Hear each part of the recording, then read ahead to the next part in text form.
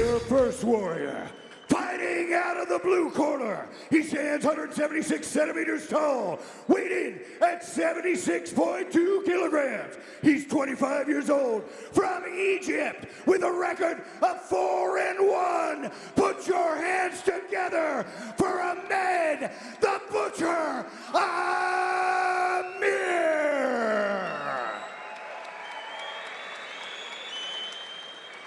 And his opponent, fighting out of the red corner. He stands 188 centimeters tall, weighed in at 77 kilograms. He's 32 years old and from San Diego, California, USA. He's got a record of 3 wins, 1 loss. Put your hands together for Richie Boogeyman Martinez.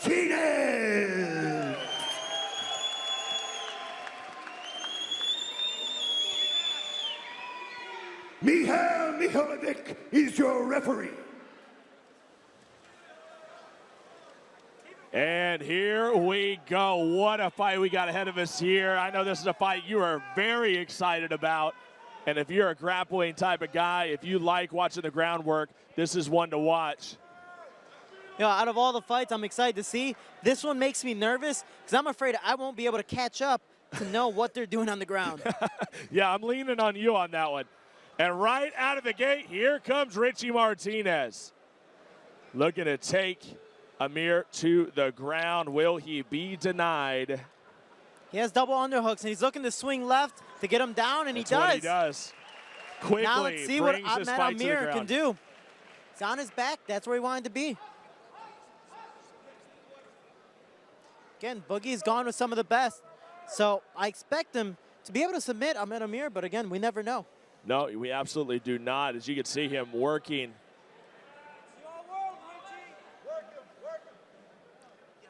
So far, Boogie's just playing it safe, just relaxing. What a chill individual. You know, we've had a chance to kind of talk with Boogie over the last few days, and I know you know him very, very well. And Amir's up. Nice scramble there, and then Amir gets up. Man, Ahmed Amir, you know, Egyptian boxing champion, so we're going to see what he has in the stand-up. Oh, big left hand, and Boogie goes down. That's trouble. Can he recover? And he does. Wow, he ate a big shot there, Shorty. He ate a big shot, but this is where he wants to be. The only problem is now he's getting punched in the face. But immediately he's going for the omoplata. He's in mission control. I can't see from this angle what he's officially doing. But he's in mission control, and looks like he's going for the omoplata. And he is working that submission. Isolating the arm, and this could be big-time trouble for Ahmed Amir. Omoplata, here it is. Now he's transitioned to a heel hook. He's got to hold that foot. He's twisting. The boogeyman looking to claim another victim, Shorty. So far, Ahmed Amir's fighting very wisely. But Boogie's cranking that thing. Cranking it. He is committed to that leg, but now he's giving up big-time position. And Ahmed Amir almost gets a full mount. Boogie's having some work. He is going to have to move. This is a bad spot for Richie Martinez. He has got to defend, and he's got to spin out of this, Shorty. Boogie's not defending himself, and the ref might stop the fight. No, it's very, very close. Boogie's in a bad, bad place, so that's going to be it. Ahmed Amir pounds him out. And Boogie Martinez was so close, but Ahmed Amir just had too much talent on the top. Richie Martinez is going to have to work on that defense.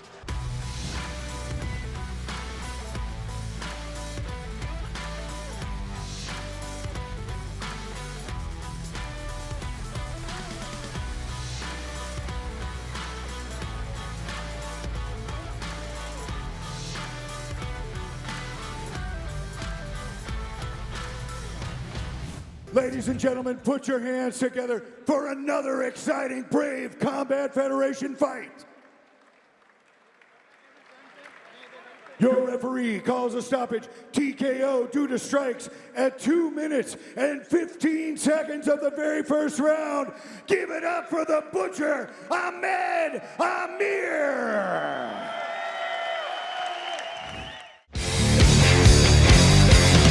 All right, ladies and gentlemen, This next bout will be 3 5-minute rounds in a catchweight bout. Introducing your first warrior, fighting out of the blue corner. This man is a mixed martial artist with a professional record of 6 wins and 4 losses. He stands 178 centimeters tall and weighs a ready 74 kilograms. Representing SPG Ireland, fighting out of Dublin, Ireland, by the way of Argentina. Give it up for Kevin Koldowski. And his opponent, fighting out of the red corner, is a mixed martial artist with a professional record of 6 wins and 1 loss. He stands 175 centimeters tall and weighs a ready 73.8 kilograms.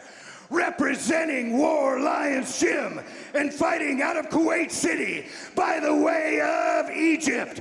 Give it up for Ahmed the Butcher Amir. Your referee is Fabricio Montero. And there's your referee, Fabricio Montero, and it is Ahmed Amir taking on the general, Kevin Koldowski. Round 1 underway in the all-black. Koldowski in the black with the yellow trim, Ahmed Amir. Yeah, Ahmed Amir, is he going to give us another surprise here and put away the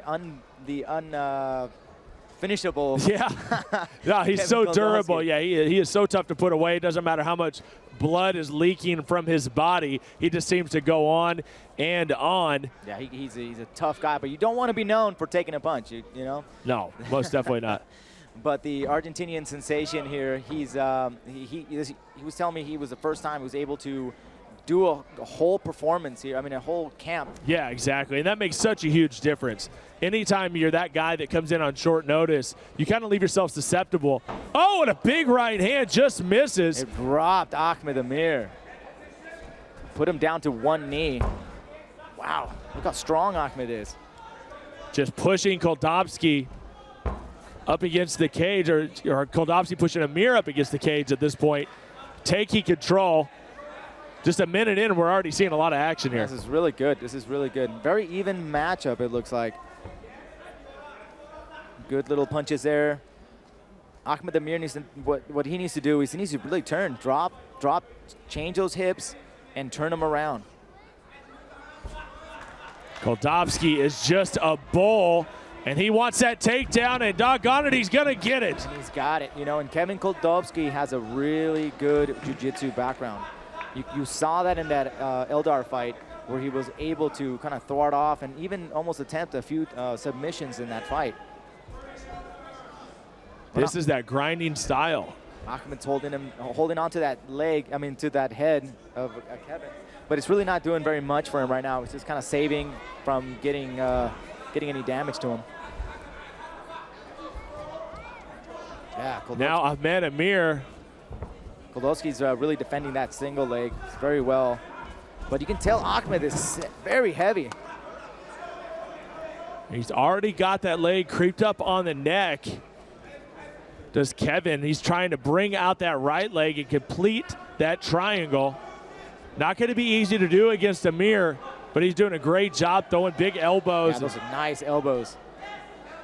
Hopefully that's going to loosen him up.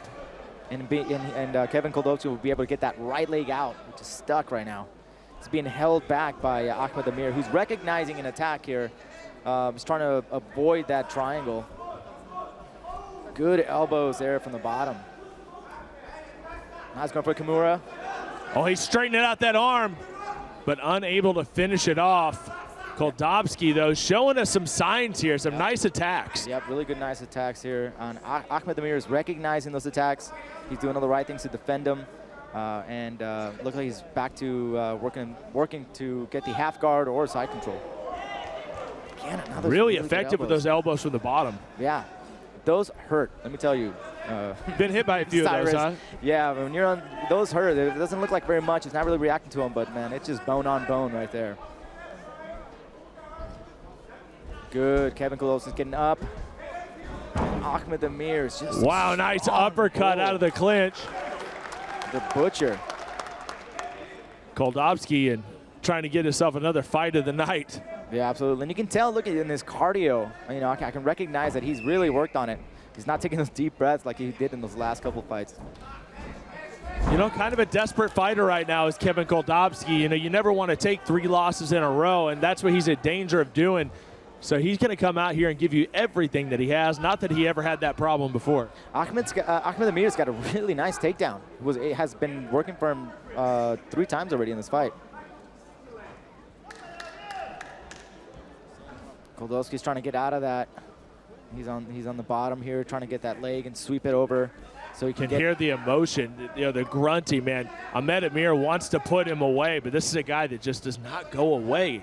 Oh yeah, here's Kevin. He's got that huge underhook right there, and he's just throwing up. He's throwing that hand up, and he needs to get his hip out just a little bit more so he can post and stand up. Yeah, Kevin is doing a good job. Beautiful knee there by Amir. Very well timed. Koldovsky's got the double unders.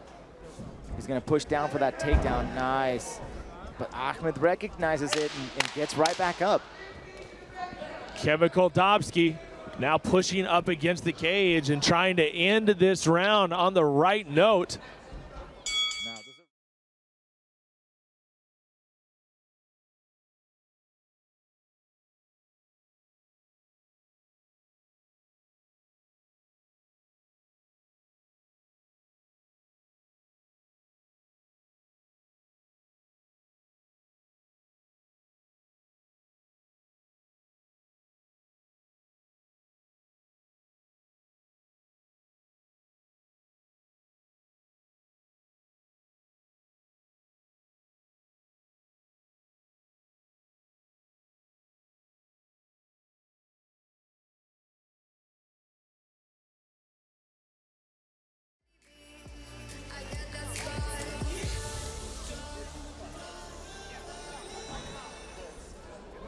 And right back to it. Here we go. Round 2. Kevin is starting to look a little bit tired in this, and coming into the second round, Ahmed looks fresh.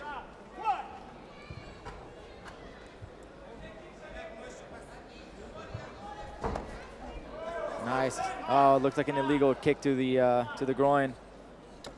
The fighter here has 5 minutes to recover, if the fighter feels like it, until the fighter says it's ready to go back out. Kevin Koldovsky, he apologized. He's staying in the neutral corner. But it looks like Ahmed Amir is taking full advantage of the 5 minutes.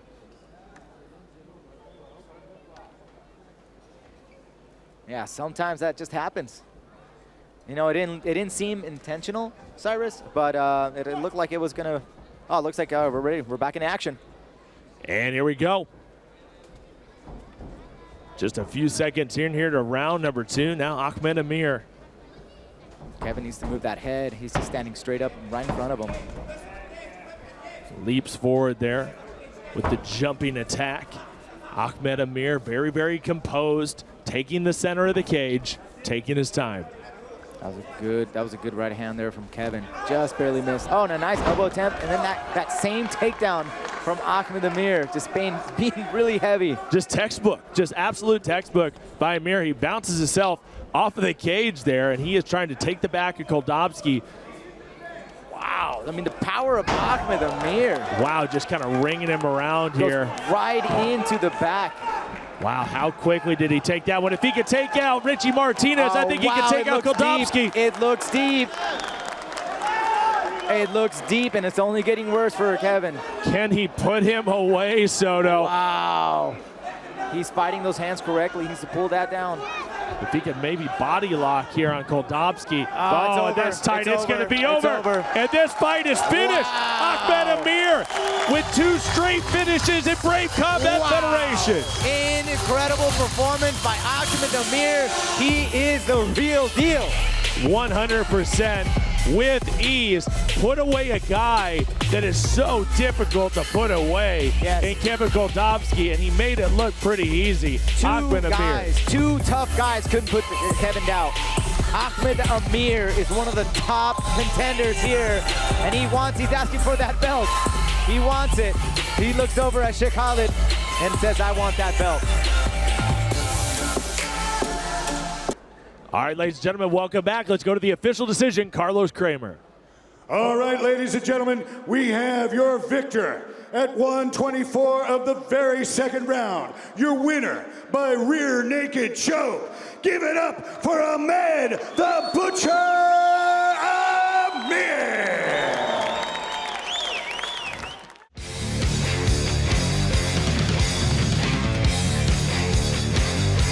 Our next bout of the evening is 3 5-minute rounds in the lightweight division. Introducing our first warrior. Fighting out of the blue corner, this man is a mixed martial artist with a professional record of 7 wins and 1 loss. He stands 175.28 centimeters tall and weighs a ready 69.3 kilograms. Fighting out of Egypt by way of Kuwait City, Kuwait, and representing War Lions Gym. Give it up for Ahmed the Butcher Amir.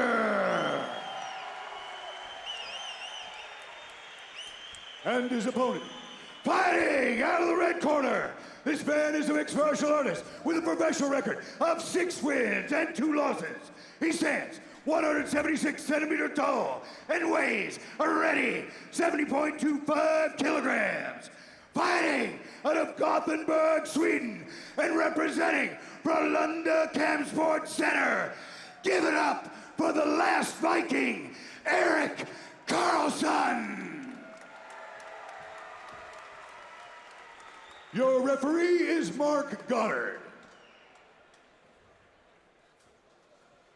Well, here we go, gentlemen. Is it going to live up to the hype? This is another fight where you look at it on paper and you know how much heart these guys have, how good they are, and you think fight of the night candidate here. Absolutely. And here we go in the all black. It's Carlson in the black and the gray. Right Ahmed to Amir. that front leg. Again. Ooh, Ahmed Amir putting together some combinations. Already adding a little color to the face of Erik Karlsson, guys. And that's the way to deal with leg kicks. Get close and throw punches. And the Egyptian magician's going for it. Takes him down. Nice toss from overhooks. Already a bad place to be with Ahmed Amir. The Butcher is nasty on the ground, gentlemen. I'm surprised he didn't step in the mount there. I wonder what he's looking for here. Yeah, he may have other ideas. Exactly. Super athletic, too. Good knees to the body. Just methodical is Ahmed Amir, this guy. Looks like he's looking for that Dars. Yeah, trying to roll through. He's got to get his right arm a little longer if he wants to roll him to his side. One of the most beautiful submissions to see. Can he land that Dars? Tighten it up. Incredible submission specialist, Ahmed Amir. And we talked about this, when we were talking about the fights and getting ready for this event, how he always comes in as the underdog. Yeah, and absolutely. then he wins. Yeah, absolutely. Yeah, and you know what? It's both of these fighters, very interesting. They have a 100% finish rate on all their wins. So they don't let these guys. They don't like to go to decision. And as you can see, they're both looking to finish this fight. Carlson doing a good job crawling over to that fence. Ooh, take a look at that knee. It glanced across the right side of the head of Erik Karlsson. But if there's one thing Erik Karlsson can do, it is take some punishment. He's got this bilock tight, arm trapped. Really taking it back. Taking it. Ooh. Still has it. We remember that nasty knee that Erik Karlsson won with in Kazakhstan. Something to watch out for. Good knee, good elbows. Brave Combat Federation 9, the Kingdom of Champions, Cyrus Fees alongside Alex Soto and Frankie the Answer Edgar. Man, Ahmed's exerting a lot of energy trying to hold him and keep on that body lock. Oh, no. Cross one for a body lock of his own. Oh, it's another good knee to deliver there by the Viking. He's good with those knees, Alex. Dropping levels, and he's going to take it for a ride. No, Karlsson able to stay on his feet somehow. Good balance there. Almost using a butterfly hook to kind of stay on his feet. Good defenses. Almost like open hand Sacrifice slaps throw. to Ahmed Amir. Ahmed Amir, let's see if we can end up Yeah, on he top. made a huge mistake here. Good Yeah. scramble, good hood Wow, shot up. Now he gets that's his right. back. Great. He's really gripping his hands tightly, though. You wonder how that's going to affect him once they break apart. Right, right. Get a If left. they break apart. Yeah. The crowd getting into it. Getting behind Ahmed Amir.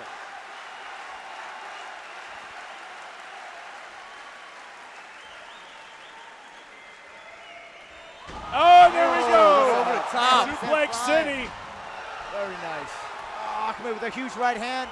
I think he was looking for that the whole There's time. that knee. Nice knee. Unable to land it flush, though, and Eric Carlson is still staying alive, gentlemen. Rolled right through the suplex. Is Ahmed Amir freakishly strong? He must be. He must be. He's holding on to them. Yeah. He's utilizing his clinch very well. You see no space between him and Carlson. Oh, Carlson.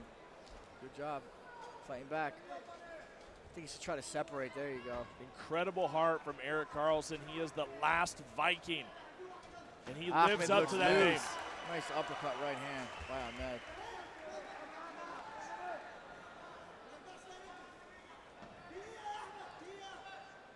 You know, that knee that took out Gajamusa, it Right came to out the of clinch. nowhere when he got that win before, so watch out, guys. I'm really impressed with how strong Ahmed's been able to really out-wrestle him and then break away and be able to throw those hands really loose. Yeah, you're right. He's not getting lactic acid in those arms at all. When he gets chest to chest, he has such an advantage here. Do you think it's time to maybe take that underdog label off of Ahmed think we Amir? should Guys, at this 7-1 for goodness sakes. Yeah. I mean, One of the things, too, he has been training down at KHK MMA, paying a visit down there with Sheikh Khalid, and working with Coach Eldar. And you can clearly tell, I mean, he has some of that takedown ability. you know, that was actually the one name that it came to my mind that wasn't on this card is Eldar, but he was actually coaching the entire week, that amateur team at the IMAF World.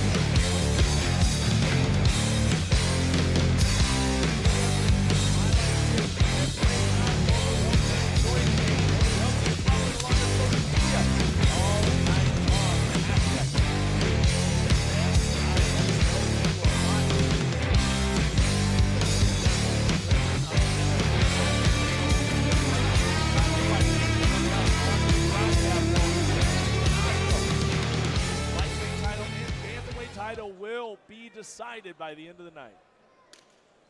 There you go. Here we go, folks. We're going to start it off just like the first opening seconds of the first round. They're going right to it. Looks like Carlson trying to come out a little aggressive. He's got some good foot movement by Ahmed. There's a big leg kick up there, but you don't want to get caught. You don't want Amir to get a hold of that leg. Especially if you're having trouble keeping him away, you know? Yeah, I agree. That's what I was going to say. I think Carlson needs to try to keep him at the end of his punches. So every time they get close, he grabs a hold of him.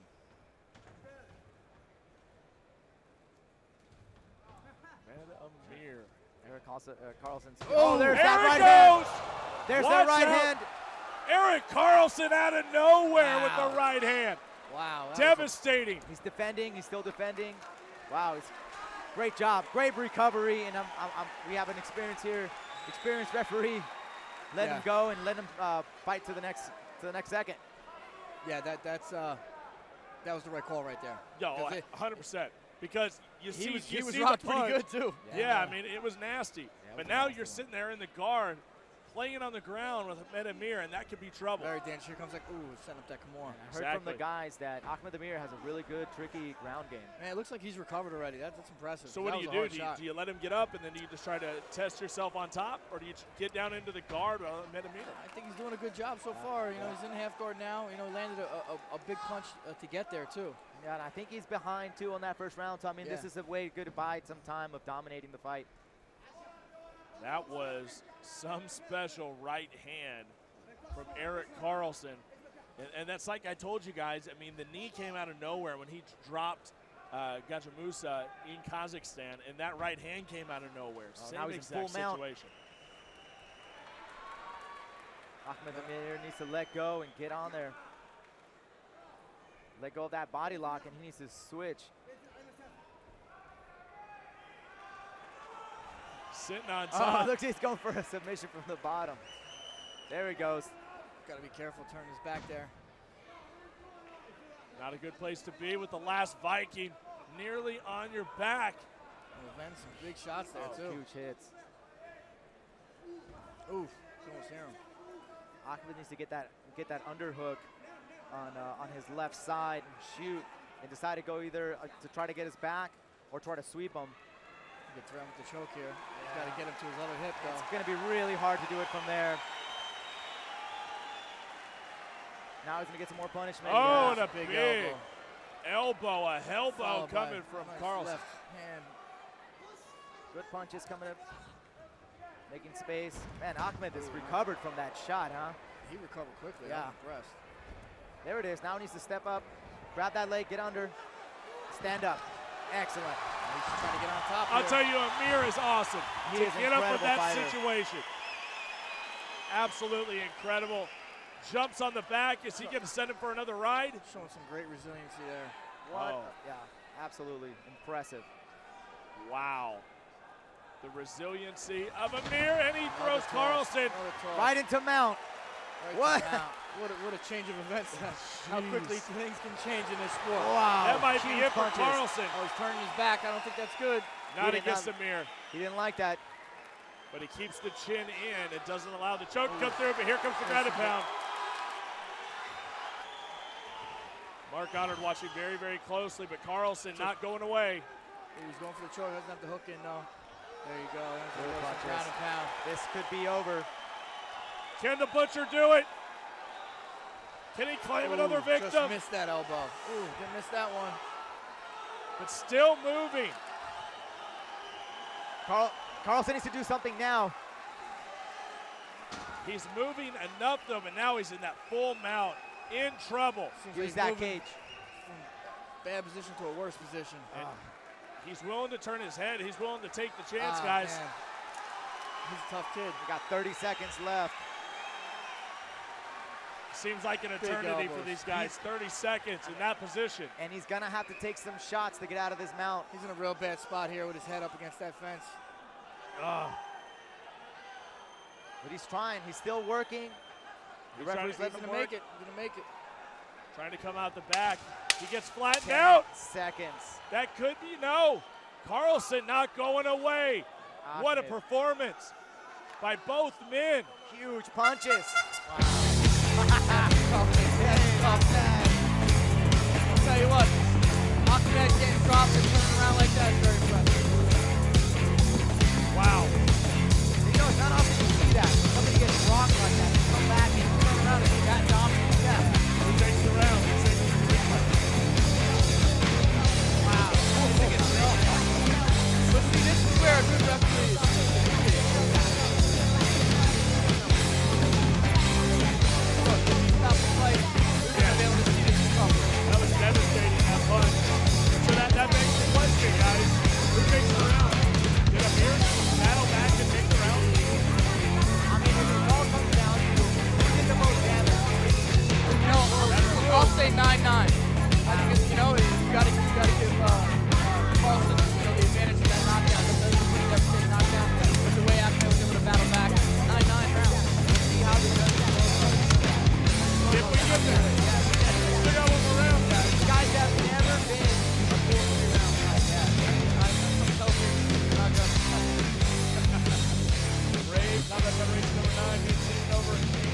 country, 5 million. Big thanks to our partners, the Mate Sports in Brazil. They are putting in fight of the night performance. Eric Carlson, Ahmed Amir, round 3, folks. Are you ready? If I was Eric Carlson, I'd be trying to just stay up top, keep him at the end of my punches, because you see what happens when we hit the ground. He has lightning in those fists. He already showed it. It looked like a bomb went off in the face of Ahmed Ahmed's Amir. hands are a little bit low. His mouth is a little open. Looks like it's all that hard wrestling he did in the first 2 rounds is starting to kind of show. Oof. Nice right hand on him, by Ahmed. He's still super dangerous. Both guys extremely durable, great stamina. And although they haven't gone the 3 rounds, it looks like they definitely have the energy. They got the gas to go all 3. Both guys look fantastic. Great movement here in the 3rd round. Yeah, Eric Carlson is doing great. Good stance. He's looking fresh. Cutting his cage off. He needs to, if I was his coach, I would imagine that, hey, I would tell him we might be down 2. Yeah, let's finish absolutely. this. We need to finish here. Now, how big does that play? We always talk about the coach, giving you the advice. Does that go in your ear and stay, or does it go in one ear, out the other? Do you register it? For me, I'm like a video game. My coaches have the controllers. What they say, I do. I believe my coaches, and I think they can see things that we can't. Soto? Oh, man, well that's how he became world champ. No, I'm talking about for you. I mean, you fought a little bit yourself, yeah, right? Absolutely. Exactly. So, but some fighters don't. Some fighters don't. They just go into autopilot and they do their own thing. Yeah, absolutely. And then both these guys are veterans. They seem to be going through their game plan, and they're adjusting it, which is also a good thing to see. Ahmed's got to be careful. He's kind of putting his head back to get out of the way. If Carlson can land that straight right again, he'll be in trouble. And he's moving, but slowing down. He's definitely slowing down. I believe Carlson's just trying to get his timing down and trying to. There's that right hand from Carlson. He's very nice aggressive. Right hand by Ahmed, right back. And one of the things about Carlson that he has that really good high head kicks to watch out for. Looks for the front kick and a nice combination, counterpunching from Ahmed Amir.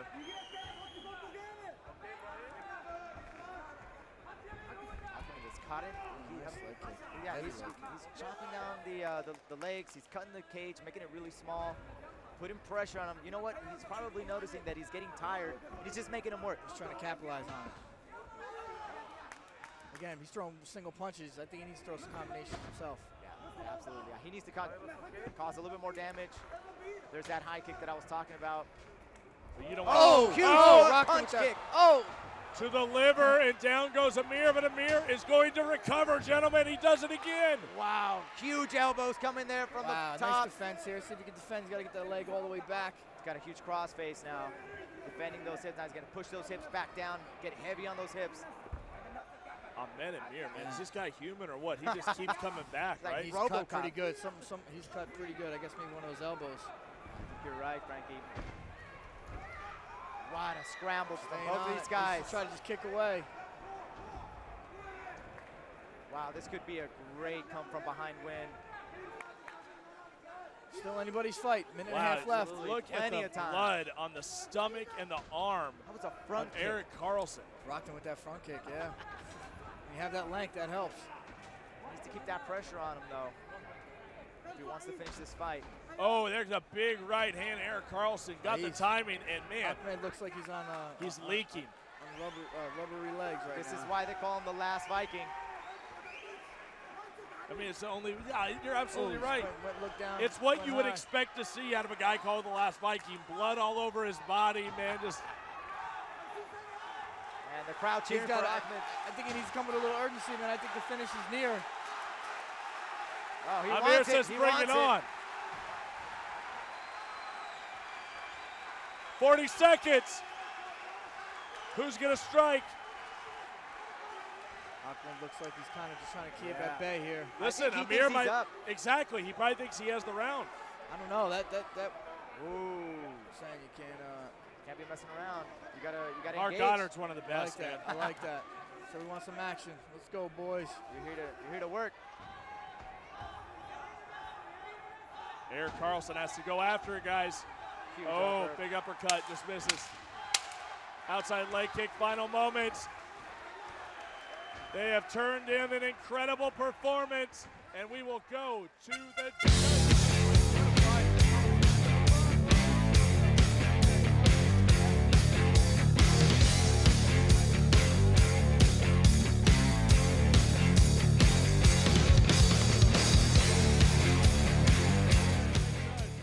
We go to the judges' scorecard, and we have a split decision.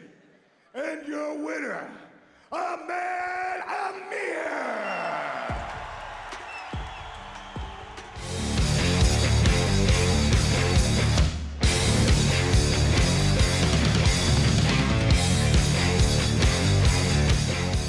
This next bout is 3 5-minute rounds in the lightweight division. Introducing your first warrior, fighting out of the blue corner. This man's a mixed martial artist with a professional record of 12 wins and 2 losses. He stands 190 centimeters tall and weighs a ready 72.5 kilos. Fighting out of Belo Horizonte, Brazil, and representing Full House, please welcome Clayton the Predator Silva!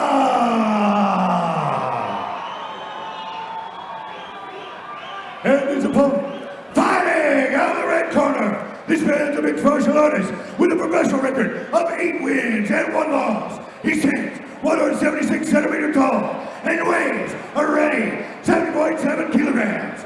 Fighting out of Dublin, Ireland, by way of Giza, Egypt, and representing SBG Ireland. Please give it up for Ahmed the Butcher Amir! Your referee is Fernando Portela. No love in the house. I've ever seen. And here we go in the multicolored trunks there. That's Ahmed Amir in the white, Clayton Silva, the Predator.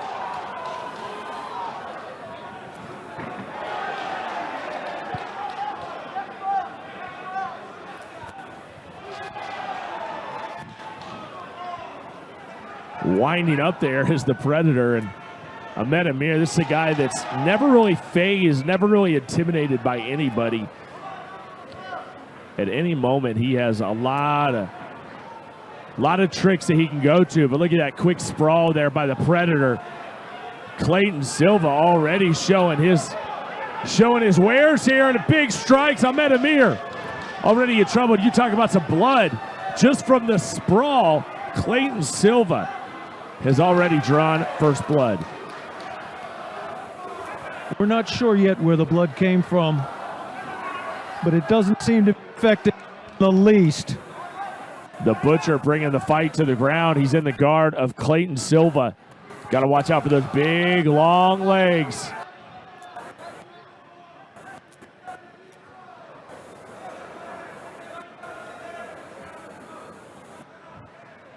Amir trying to get something done here as Clayton Silva is playing a little hand game. Wow, there's a lot of blood being spilled right now. Ahmed Amir is leaking some serious blood. The referee speaking to the fighters, telling him he needs a little bit more action or he's going to stand them up. If he doesn't see some more action, he will stand them up. I mean, this is a situation where they're going to have a hard time closing that up, and we'll have to see in the replay exactly how it went down, but there's a lot of blood right now. My goodness. Living up to that Butcher name, and we're going to get a timeout, and we're going to, right now, Ahmed Amir is going to be attended to by our medical staff. We'll see if he can continue. They're going to wipe it off and see exactly where all that blood's coming from. And Cyrus, the location of a cut makes all the difference. A cut can bleed a lot, and the fight can go on, or it can bleed a small amount, and the fight has to be stopped. Yeah, it looks like it's on the bridge of the nose there. The doctor's going to come in and render determination, but if it isn't bridge, the doctor will allow. Let's see if we can take a look. Yeah, see, it's right there. It looks like, of course, they're going to let the fight. I mean, this is Brazil after all. I mean, they're used to some injuries. They're used to some blood, so they're definitely not too squeamish about that. But golly, look at Look at the back of Clayton Silva. My God, look at the blood. That is something insane. It's an insane amount of blood. Luckily, a cut from the bridge of the nose. Jesus. It looks like he's been a part of a murder scene. Wow. This is just a surreal look right now, Kirik. I know you've obviously seen a lot of fights. I've seen a lot of fights, but that's a lot of blood spilled. This actually takes me back to the Vale Tudo days where the lack of gloves caused short damage.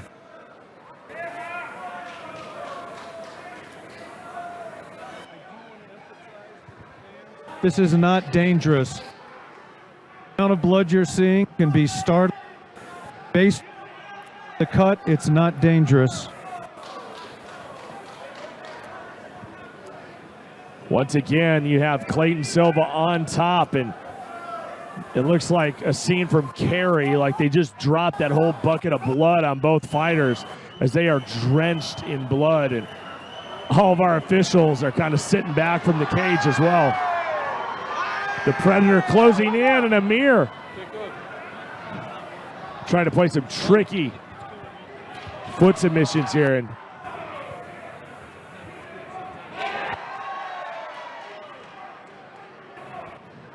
Silva in control, but just that quick. Amir is that good with his legs, with those submissions. And you see the blood getting in the face of Ahmed Amir. Can he continue? He tries to wipe the blood away from his face, but that's not going to be very effective, of course.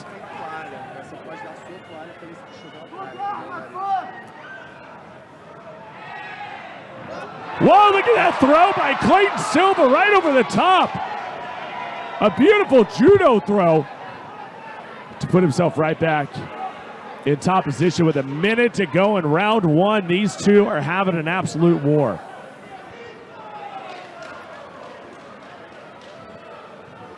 Blood continues to spill here with 45 seconds left here in round one. The crowd really getting into it. And as you can see, Amir, he's creeping that leg up there, and he's really looking to get a submission.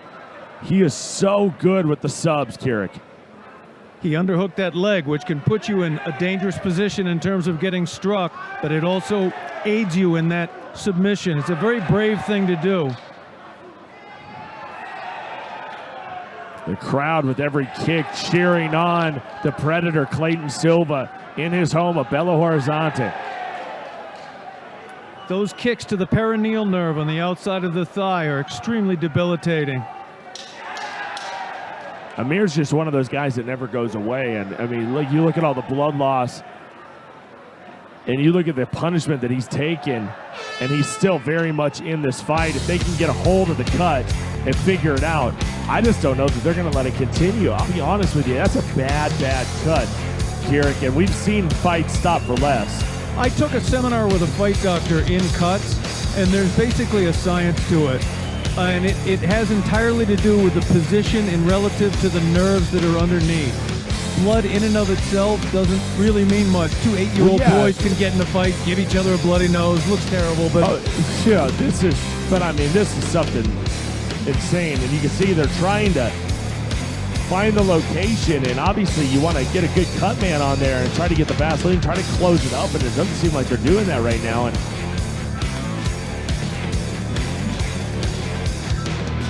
usually you'd see a cut man in on that, wouldn't you? I mean, trying to close that up, but we don't. Ordinarily, yeah, you'd want somebody in there with a very cold piece of metal called an end swell. But we're not seeing it. Which is, I mean, it's a bad thing for Amir because that blood's going to be back in his eye before you know it. In fact, it already is. It's already starting to come out. If you get an end swell, which is a very cold piece of metal, it shrinks the capillaries, then you put Vaseline on it, and it does buy you some time. I think we're going to be right back to it. I think it's going to be another bloodbath here in round number 2. And once again, Amir's going to shoot for the takedown. He wants to bring this to the ground and get a dominant position. Clayton Silva is so powerful, though. Very, very tough to do.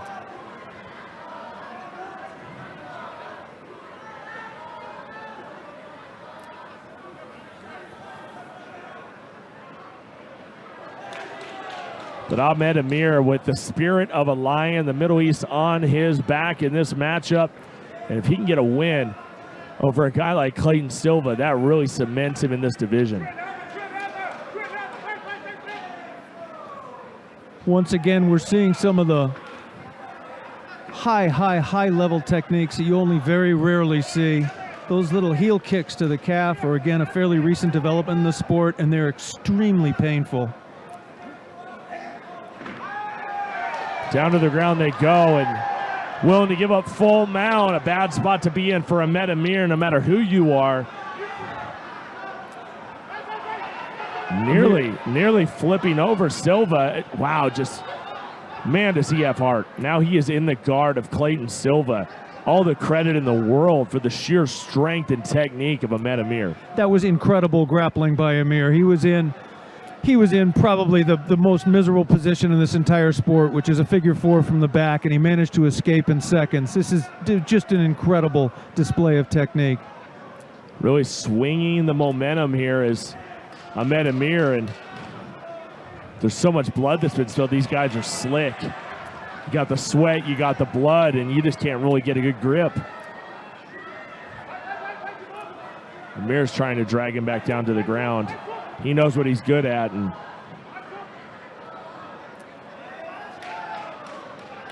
once again, man, you got the blood just all over the face and the chest. And you can see Clayton Silva is complaining about it, but it's almost as if Ahmed Amir is using it to his advantage. These fighters are all thoroughly tested for any bloodborne pathogens. Oh, yeah, 100%. As gnarly as it is to look at, this is safe. Hashtagging, guys, Brave CF11 as Amir tries to drag down the big, powerful, physical Clayton Silva. And he's going to get it. He gets him down. Wow, Amir's good. Unbelievable. Amir has such incredible heart. It doesn't matter who the matchup is. The Predator's strength and leverage managed to overcome what I really thought was one of the nicest techniques I've seen tonight.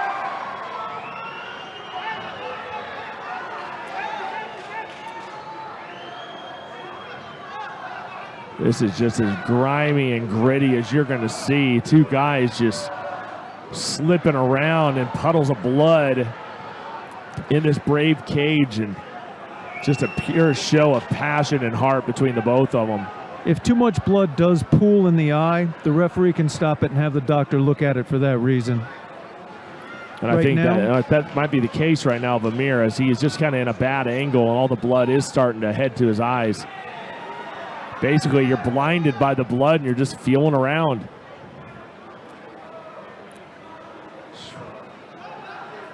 Again, showing the beautiful sportsmanship that characterizes the Brave cage. Two men reached out and touched hands.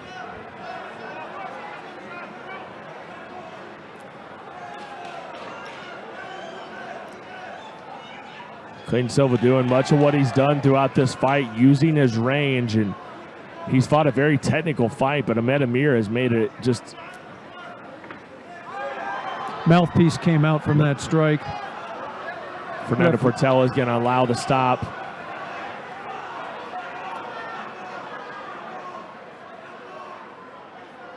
He can't see. He's saying he can't see. Referee's trying to get contact. Fight's over. And he calls it. The fight's over. Anytime you say you can't see, there you go. And Clayton Silva, he does it. He gets it done in a very gnarly way. You said it. That cut got opened up, and that is what's going to spell victory for Clayton Silva. You get it however you want to get it. It's a big win. The doctor's coming over to look on our fighter. As you see the Predator do a traditional Ramui, it's a dance that they do in Thailand to mimic victory. This is quite an emotional scene. Fantastic win by the Predator, Clayton Silva. In Delaware, in front of his fans, over a guy that was on one of the best streaks in the game. In Ahmed Amir. The craziest thing about this, Cyrus, these two guys love each other.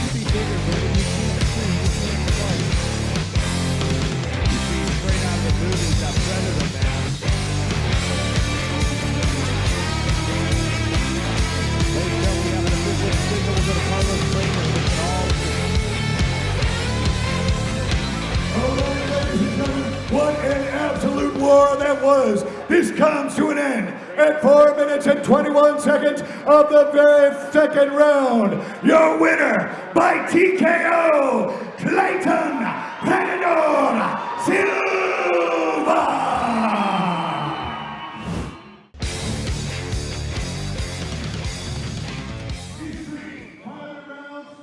Lightweight division.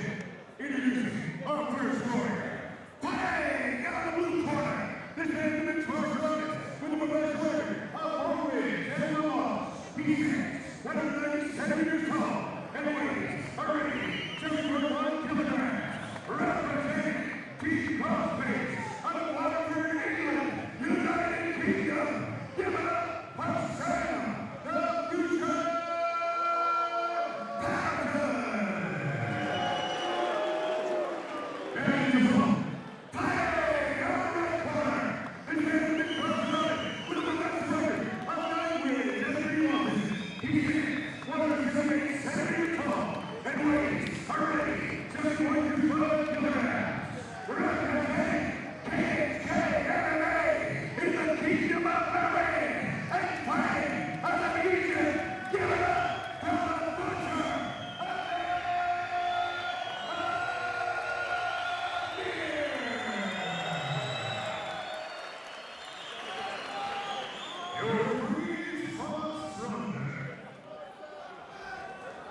Ahmed Amir is kitted out in black and red, Green Hill apparel, my opinion, the finest apparel in mixed martial arts. Sam Patterson is in the black shorts, and as you said, Ahmed Amir is in the black and red Brave shorts. Straight off the bat, Phil, you can see that the height of Sam Patterson, 6'4", for a lightweight is incredibly large, but you can't be tall when you're on the mat, and Amir gets it to the ground straight away. Amir himself incredibly dangerous on the ground, has 6 wins by submission, but Sam Patterson looks like he was trying to work a ninja choke, or perhaps trying to set up a Darce. He could be going for the ninja choke. Oh, that looks deep. That does look deep, and Amir may not have realised it and didn't maybe feel threatened. He's now fighting hands, trying to break that grip, but Sam Patterson from the bottom.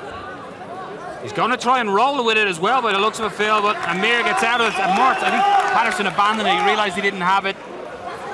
But that will basically tell the butcher, you need to watch what you're doing on the ground here. I will go for your neck. Ahmed Amir landing big shots from the back there, but what a takedown, high amplitude takedown from the butcher right there. Patterson just trying to scoot his hips and get back to the cage, try and use that to cage walk and get this fight back to its feet. But so far, over a minute into the first round, and it's all Ahmed Amir. So into side control here as well now, Kirik, and this is dangerous for Patterson on the bottom. Height is generally an advantage while standing and not an advantage on the ground. Call fighters characteristically have less core strength, and you're seeing it right in front of us. Ahmed Amir looks like he's possibly thinking about a head-on triangle. If he can just shut that arm over, but no, oh, the butcher carving Sam Patterson up with elbows. Patterson uses that beautifully, a butterfly to reverse the position, and he's looking for that neck again, potentially, Phil. Yeah, you can see that he's trying to slide. He may be looking for a Darce here. You see him sliding that arm up. If he can connect the hand that's underneath the armpit to the bicep and perhaps roll on that and hook a leg, he may have a Darce. Wide sprawl. He's fishing the arm under. He's trying to go cross grip on it. I'd like to see him land some knees from this position. Turns the corner and tries to change level. Strong underhook though by Patterson. Stops that attempt. How relentless is Ahmed Amir with his wrestling? Of course, unbelievable wrestling pedigree. He's a national champion himself. This is exhausting so far for Patterson. It's all been defensive work. And that takes its toll, but equally as well for Amir, the constant takedowns and going in for a single again. It's exhausting when you don't get them. He does on this occasion. Sam Patterson looking to get in on a Kimura. The great thing with that grip is you may not necessarily get the Kimura, but you can use it as a means of transitioning. It's so versatile. And this one's still potentially the back here as well. He's working his way around that left arm of Amir, doing very well to stop that, and goes in on a takedown again. Patterson's got the neck once again. Ahmed Amir really, he needs to Watch this neck. That looks tight again, Phil. Oh, has he hit the leg? Oh, that looks super tight. But what strength and will from Ahmed Amir to get back to his knees. Now it's Amir. This is really scramble city at the moment, Carrick, and it's Amir who's now on the back control of Sam Patterson, maybe looking to land some dirty shots, underhooks underneath. Some people say wrestling isn't the most exciting part of the sport, though some people have never watched Ahmed Amir fight. Ahmed Amir has both hooks in, maybe looking to soften Sam Patterson up with strikes, but this is a real pick-your-poison position for Sam Patterson. If you stay in this position, you potentially give up the neck, as he's just done. Amir needs to be close to that body lock as well to stop Patterson from turning into him. Patterson's doing the right thing, trying to go 2-on-1 on the arm and maybe baseball bat swing. I think Patterson will look back earlier in the round when he had that moment to disengage, but he decided to stay and grapple with Amir. That's a real suffocating body lock. Tries to turn, and he's rightly turning into the side that the body lock is on to try and put weight on that ankle. Can Sam Patterson survive for 40 seconds left in this first round? But Amir, he's fighting the hands and he's finding a way just to slip that arm underneath each time. Amir is staying calm as well. He's not panicked or rushed looking for this submission. He's doing all the right things and allowing the submission to come to him. Maybe make Patterson make a mistake and exploit that error, but so far, so good for Patterson in the terms of defense. That choke is getting closer. Oh, he's gone palm-to-palm grip. Patterson again fighting the hands. 10 seconds left to survive. Patterson looks like he's going to get out of the first round here. He's done well defensively, but he won't be happy with how that first round went. He spent a lot of it defensive work. He stands up right in his corner, and it's Ahmed Amir who walks back to his corner. He'll be the happier of the two fighters, but again, a grueling style fight for both men. It really was all about the wrestling from Ahmed Amir. We see him straight away diving in on the takedown on his larger opponent, his taller opponent. And from there, it really was all about the ground control. It was a wrestling clinic. Suplex City was brought to Sam Patterson. This is the moment that he might live to regret in that opening round in that way. He had a moment to disengage. He didn't. He went for that neck, but Amir, he needs to adjust. Although he's having success on the ground, Carrick, he is presenting that neck. At one stage, at one time, Patterson could lock that up and get the submission. He was close on a couple of occasions. We see here the submission game of Sam Patterson. He was always threatening. As you rightly alluded to, though, Ahmed Amir cannot be lazy with that neck when he's shooting in. There's potential for him to get caught in a ninja choke, a guillotine. Sam Patterson, obviously long limbs, which lend themselves to those kinds of chokes. Let's see how it goes. Second round. Sam Patterson would like to use that reach, you'd imagine, and really take advantage of that size, while Amir will look to do more of the same. I'm sure that's what his corner told him. He also told him, I'd imagine, to protect that neck a little. Interesting to see the tactics of Patterson. Will he get on his bike and try and stay out of range? And there we see Ahmed Amir straight in with another takedown, in on the single leg. He may look and trip and drag Sam Patterson down to the mat. And this is where Ahmed's been doing his best work now. Has the legs crossed of Patterson as well. Patterson, although he almost had a couple of go-to submissions, he needs to realise that when the judges watching this, they're seeing it all one way, so he needs to do what he's doing, get back to his feet, looking for that neck again. Again, this grueling style fight. I'd like to see Sam try and butt scoot out a little more and perhaps try and get to a knee. But Ahmed Amir doing the right thing. Just, he may lift the legs here of Sam Patterson to stop him from having as much purchase when he tries to get up. Patterson looking for that choke again, Phil. Oh, that looks... Oh, Ahmed Amir just pops the head out. And that's going to get a little harder as the fight goes on as well. Both fighters will be sweaty and easier to pop the head out for Amir. Amir will be happy here. Some would say he needs to advance, he needs to do more, but he'll be happy just dragging Sam Patterson into this style fight, the deep waters, and drown him in the deep end. Nice knee coming up there from Ahmed Amir. But this is real, this kind of style, it's a real investment the further the fight goes. He's wearing on Sam Patterson, he's forcing Sam Patterson to engage in the grappling. He's filling up those muscles with lactic acid, so when he does break, his shots probably won't have that kind of pop on them. Potential for a big knee up the middle from Amir. Patterson's got to realise he's looking to catch that knee. Timed it well there, but Patterson, he will know his corner. He's right in front of his corner. They will be advising to get away from here. Try and keep it standing, get your separation. But again, Amir chasing that takedown. Patterson done well to retain his balance on this occasion. Ahmed Amir really trying to work in for those double underhooks, getting his head underneath the head and chin of Sam Patterson, because if you control the head, you control the body.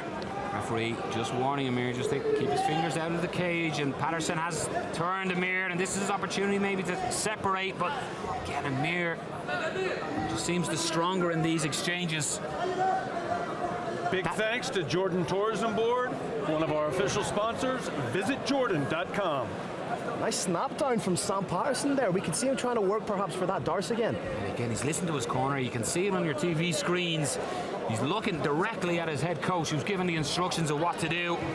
Amir snaps up a single and uses that to get back up and try and drag it to the mat again. Transitions to a double. We can see a flare double here. Patterson, wide base, nasty elbows, but Amir pushes through, changes to a single.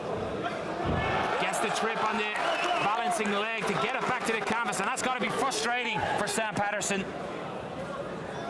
Sam trying to work again for that choke. This must be something that he works on tirelessly. He's got to hit this in the gym on a regular occasion. Look again, and this is tight. It's a high elbow guillotine. He may go for a mounted guillotine. But how tough is Ahmed Amir? This is why wrestling is the most dominant martial art in mixed martial arts. And Patterson trying to turn into his opponent now and gets to the cage wall again. Again, Patterson trying to dig in, get a hold of that neck. Taking a couple of deep breaths. But it's Ahmed Amir who is pushing this high pace of grappling. Patterson, again, like the first round, has had opportunities with the neck. That's a grounded opponent and a knee. Looked like an illegal knee to me. Referee was on the opposite side, didn't land clean. And credit to Sam Patterson for not making more out of that, which he could have done. Separation and using that long leg to throw a high knee to his opponent. Using the forearm to push him down, expect the high knee again, but potentially Amir to catch him, the leg, and try to get the takedown if he does. That's crazy, the range he can cover with that knee, guys. He's literally hitting a 5'9" fighter square in the face with a knee.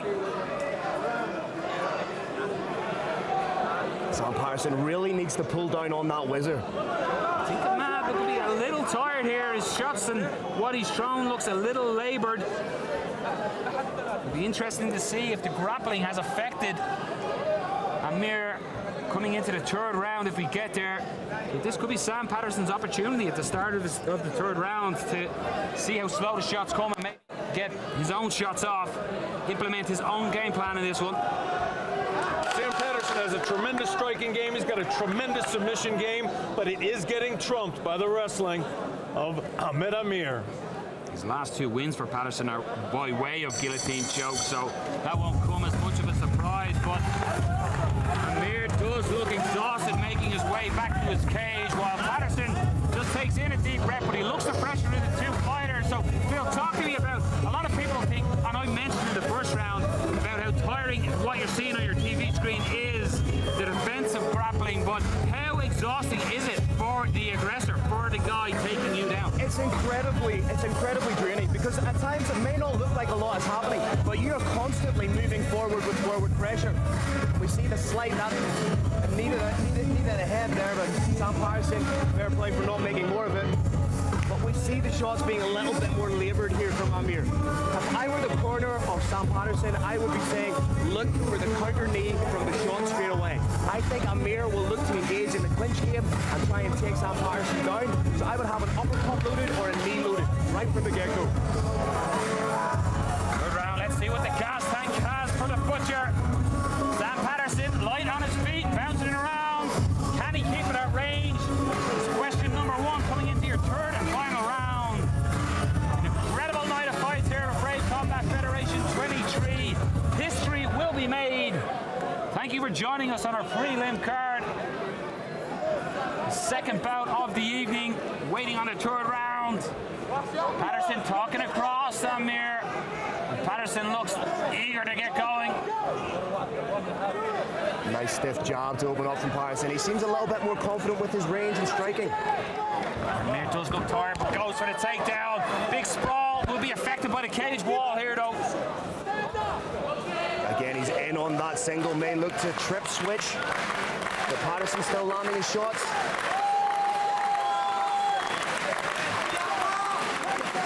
Amir leaning all his mass on Patterson.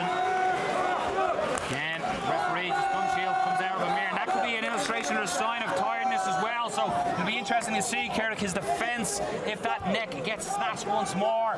Will he have the energy? He was almost gator rolling out of these chokes. Ahmed Amir's body is clearly showing signs of extreme fatigue, and when one fighter starts to get tired and the other fighter feels it, it actually adds energy to the winning fighter. Bloody nose as well on Amir now, and Patterson, he definitely looks wobbly on his legs through tiredness, and this is Sam Patterson's chance. Lands a nice left hand. Sam Patterson needs to fight a range here and get his back off the cage. I'd like to see him take the center. But there's that uppercut. Nice lead uppercut, catches him with a 1-2. And Sam Patterson's starting to pour it on. That definitely hurt him though. Lands the front kick to the face. He needs to move and not stand in front of Amir after he throws a combination, looking for a takedown. Wards that one off easily enough. Sam Patterson, has he got it in the gas tank to push and potentially take this fight? Big spot, looking for the neck again, Phil. He's gone for the neck. I don't think Ahmed Amir will have the energy to perhaps get out with as much explosiveness as he did. Should Patterson be adjusting and not going for this choke, considering Amir has got out of it on so many occasions? Well, I think Sam Patterson realizes that he's down 2 rounds and needs a finish, so that's why he's going for the submission. Amir, although he is exhausted, war of attrition pushes through and grabs a hold of a single. Patterson rewarding him with that with some sharp elbows. Huge respect to Patterson. Every time he's put in a disadvantageous position, he continues to strike. He continues to look for submissions, and you see it paying off now. Amir is exhausted here. And Patterson landing heavy shots. There's a big hematoma on the head, I think, there of the forehead of Amir as well from the shots being landed. If Patterson continues to land big strikes in this fashion, this could be it, Phil. It could be 100%. Referee looking closely.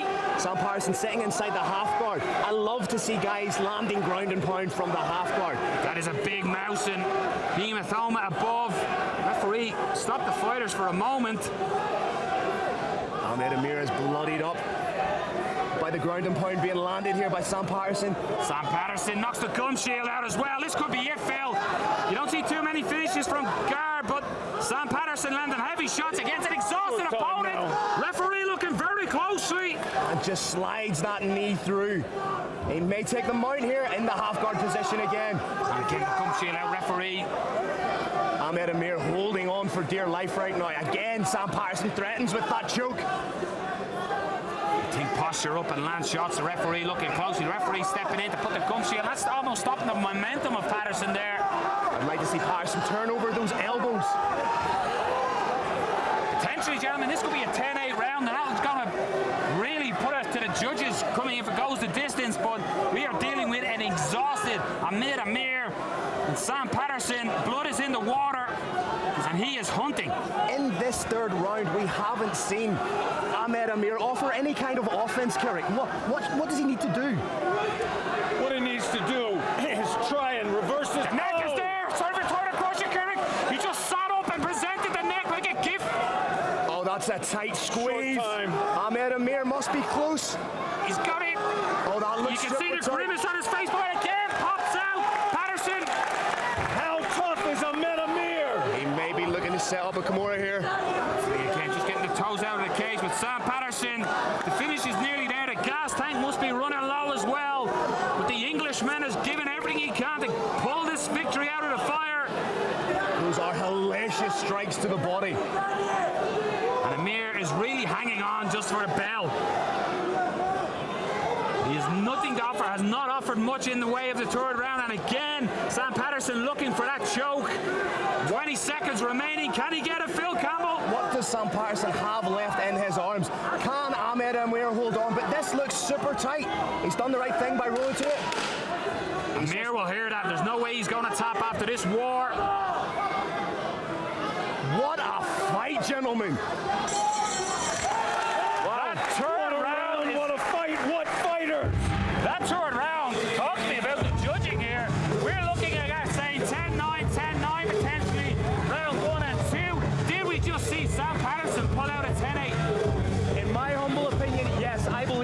a 10-8. Why? Because Ahmed Amir offered nothing in the way of offense. We saw Sam Patterson constantly threatening. He was able to shrug off the takedowns, and he landed all the dangerous strikes in that third round. That was a textbook definition of a 10-8 round. It's possible because Brave Combat Federation uses the new unified rules.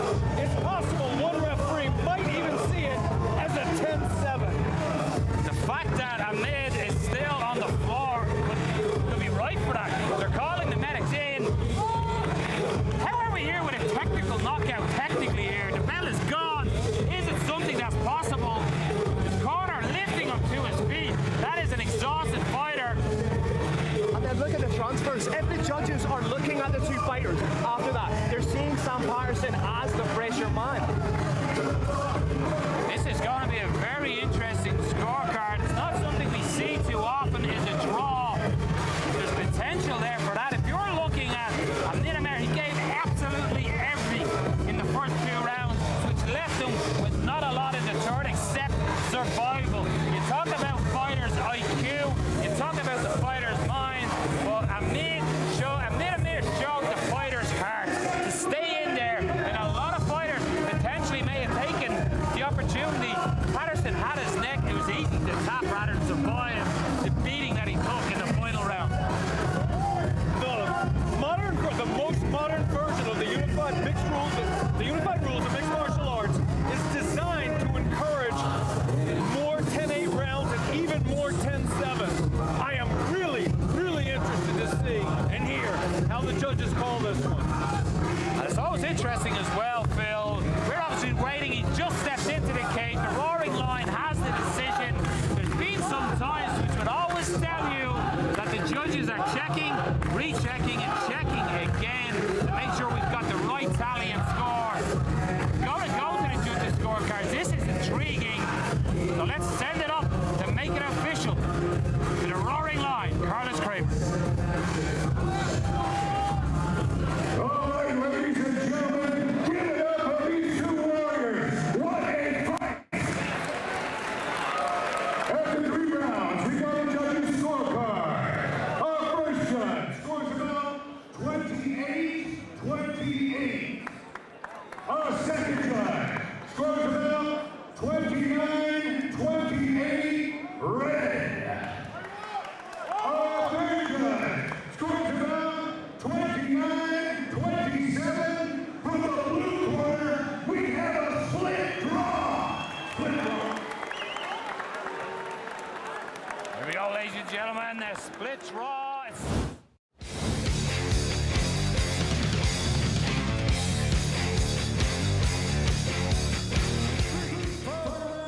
In the super lightweight division, introducing your first warrior. Fighting out of the blue corner, this man is a mixed martial artist with a professional record of 8 wins and 7 losses. He stands 185 centimeters tall and weighs a ready 75.3 kilograms. Representing Bali MMA and fighting out of Lebanon. Put your hands together for Yusuf, the Silverman.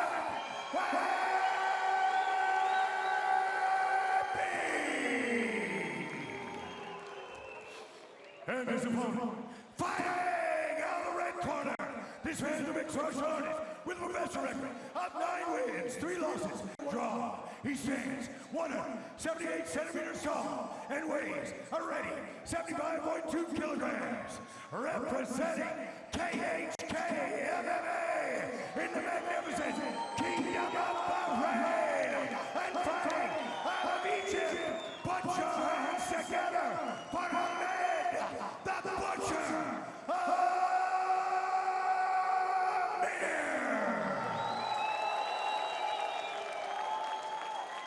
Your referee is the Bandit, Decky Larkin.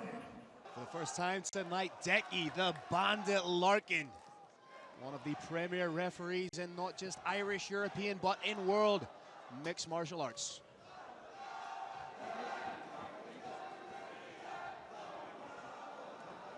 Both men light on their toes already, biting at the bit to get in there and get it done. Crowd are really digging on this fight. huge Lebanese contingent here. Oh, they're starting big, Phil. No feeling out here. Beautiful double leg takedown from the Butcher. Huge moment now, Phil. Can he pass that guard? If he ends up in top, no, he cannot. He's in on a guillotine. Is Webby in on a guillotine? He seems to be slowly working for that. Has that knee shield in. Almost guillotine guard. No danger yet. There's just a single arm. Arms are not connected. Intelligently trying to get his back against the cage and work up. Very close to his own corner. Just relentless wrestling here. This will be huge for Youssef Webby were he able to get back to his feet. Intelligent work from Ahmed Amir just to hook the leg, to take that limb out of play as Youssef Webby tried to get back to his feet. See Webby slowly trying to work methodically for that guillotine choke. Ahmed Amir wise to it. He's not in danger at the moment. Has those hands clasped. May let Webby up just enough to score the double. Guillotine defense is now strongly in place. There is no danger from that choke at present. That's a strong back. Textbook defense from Ahmed Amir. Straighten that back up, shoot that neck up, look at the ceiling. Prevent your opponent from clasping those hands together. Webby holding on to it though, but beautiful work from Ahmed Amir to take the back. Back take, Phil. Huge moment now if he can take him to the ground, which he did. Drag takedown, but roll from Youssef Webby, trying to roll in and reclaim a little bit of guard, trying to get the space. It's exactly as I was saying during the introduction. Ahmed Amir has this beautiful, succinct ability to shut down the offensive jiu-jitsu. One hook in, Phil. Shutting down the offensive jiu-jitsu of his opponent and parlay that energy into his own offense. Momentarily imparts her. Now again takes the back. Softening up the strikes. May look to scoot the hook in. Webby needs to turn in. Momentarily thought about the figure four grip on the arm. Splits the base ever so slightly.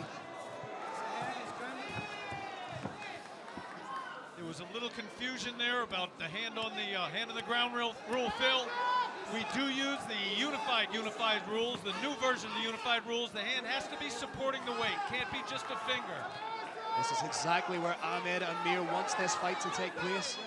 Knows how dangerous the strikes of Youssef Webby. Of course, moved to Thailand at the age of 17. Very smart work from Ahmed Amir. Knee and kicking leg of the striker so that he doesn't have as much pop in it.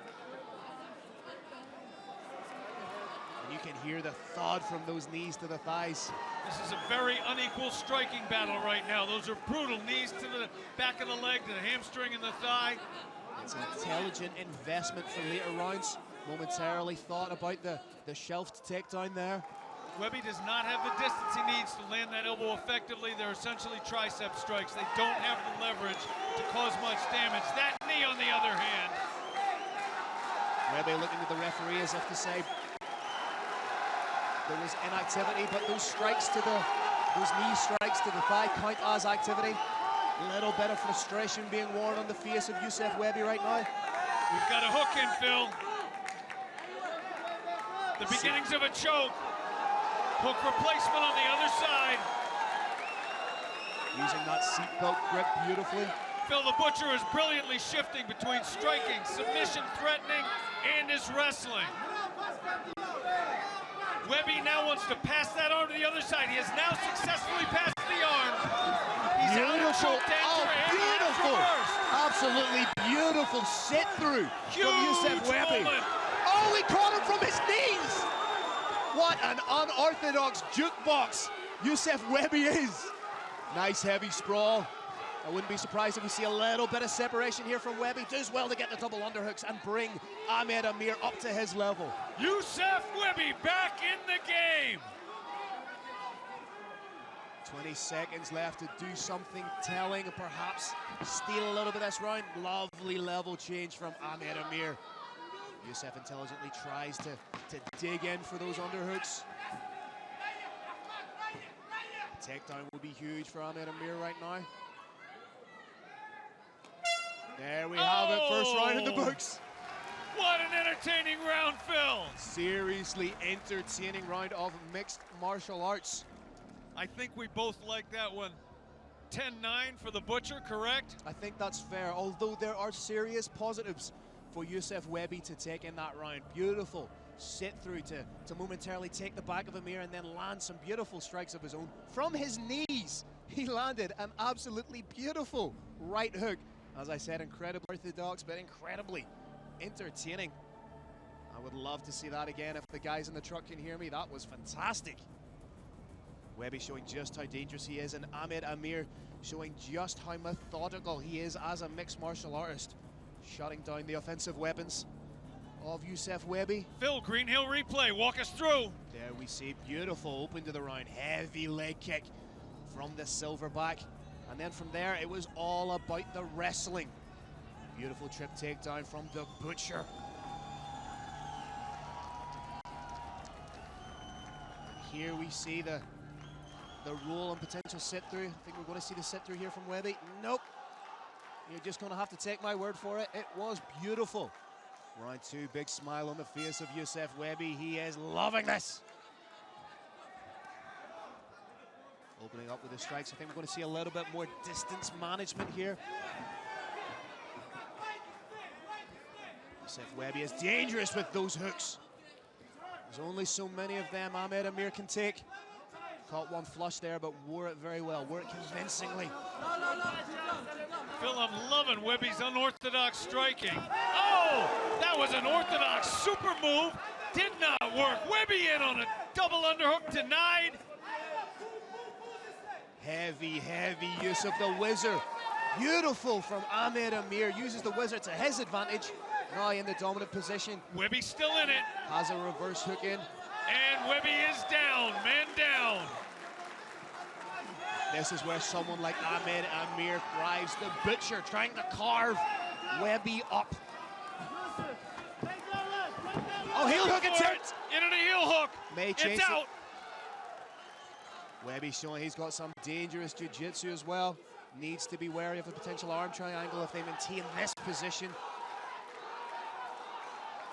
The Lebanese contingent here in Jeddah really getting behind their man here. Threat of the head-on triangle negated there. Phil, we've talked about it before. Shots from the audience, from the television audience, gonna look like they don't hit hard, but we can hear these. These are hard blows raining down. Knocked the mouthpiece out. Again, another attempt at a lower limb submission. On the leg.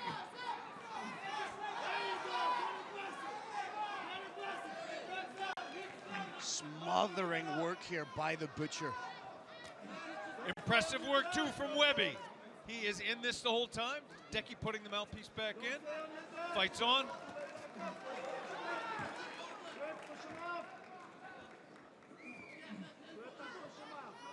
Youssef Webby doing the right thing by trying to get onto one hip and shrimp out.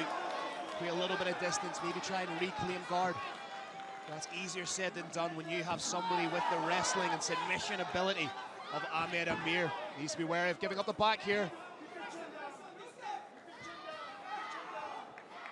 Both hooks in from the Butcher, switches to the body triangle. The thing with the body triangle, Carrick, is every time you breathe in, that vice-like grip gets a little bit tighter. He's underneath the chin. Could we see the top here? He's gone palm to palm on it. This looks super deep. Snap or tap. He's fighting back still. Serious resilience from Youssef Webby. Webby's a tough man. Short choke. Oh, he's gone palm to palm on it. It's over. Short choke's in place. That could be it. Webby fighting back. What is Youssef Webby made of? I'll tell you what he's made of. Serious grit, heart, and determination. Ahmed Amir has the back now, just playing the waiting game. Youssef Webby winning, but he's winning fans. This is a bad man. Oh, shot lands. The choke's in again, Phil. Oh, but he's doing the right thing. He's pulling down the choking hand. Very intelligent work here from Youssef Webby. Oh, there's the top! It's over! Beautiful submission for the KHK man. The 7th submission win of his mixed martial arts career. The 3rd submission win by way of rear naked choke. The Butcher gets the tap. Bold side of the cage to embrace Sheikh Khalid. Congratulations all around. Bold side of the cage to embrace his coach, Eldar Eldarov. Fantastic win by the KHK man. The crowd goes crazy. The Butcher making his way back into the Brave cage for the official announcement. But you have to also take your hat off and give props to the resilience of Youssef Wehbi. That's a man with some serious heart. But in the end, the submission game of the Butcher, Ahmed Amir was just that little bit too much for him. Ahmed Amir raising the Bahraini flag aloft to the sky in victory. Flag of Bahrain flying over the Brave cage. Ahmed Amir getting a little bit emotional. You can see just how much that win means to him. What a way to round out his year.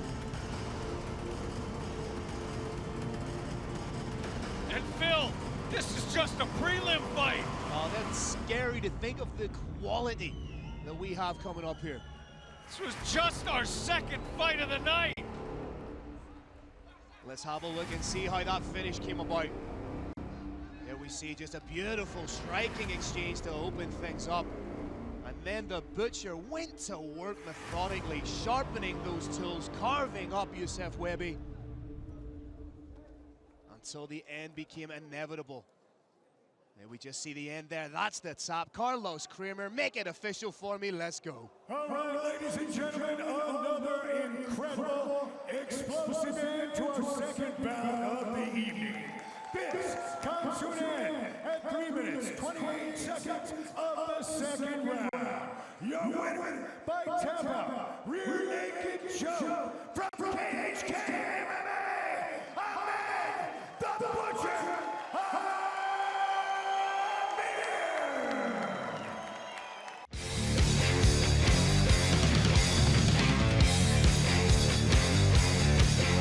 All right, Brave Nation, get ready for your next historic battle. This one, 3 5-minute rounds in the super lightweight division. Introducing your first warrior. Fighting out of the blue corner, this man's a mixed martial artist with a professional record of 10 wins, 3 losses, and 1 draw. He stands 178 centimeters tall and weighs a ready 75.1 kilograms. Representing KHK MMA out of the magnificent Kingdom of Bahrain by way of Cairo, Egypt. Give it up for Ahmed the Butcher Amir.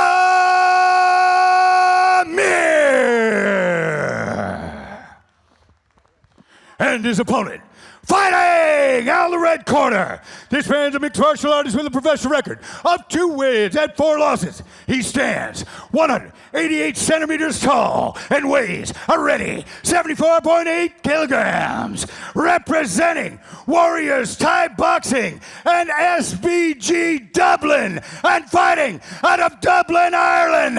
Give it up for Kian the Warrior Cowley. Your referee is Decky Larkin. And you can even see just how much healthier Cian Cowley looks competing at super lightweight as opposed to lightweight. Cian Cowley, of course, one of the greatest exponents of the leg kick in mixed martial arts. Needs to employ a little bit of lateral movement. As we've seen in previous fights, that Muay Thai style of just moving forward and back hasn't been his best friend.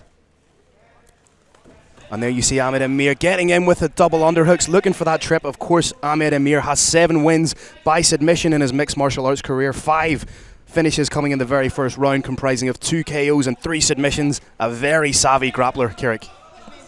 Phil, I want to remind Brave Nation, the Butcher has been here since the very beginning. He actually got a win at Brave Combat Federation 1. He's doing a pretty good job of working himself into position to get a win at Brave 41. He's got a back body lock. He's got a hook in.